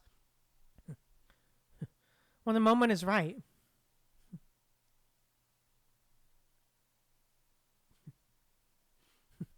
Project Winter wound up taking the same misguided detour, didn't it? Humans never learn from their mistakes. Speaking of which, our people recently swung by Fort Winter for the first time in ages, pressing that stubborn old relic Godwin to shift his research toward military constructs as soon as possible. Even though he faced countless setbacks, all your hard work is finally paying off right when humanity needs it most. It won't be long before none of this has anything to do with me. Don't be so pessimistic. Now, where were we, Eleanor? That girl stands out as the strongest candidate by every standard.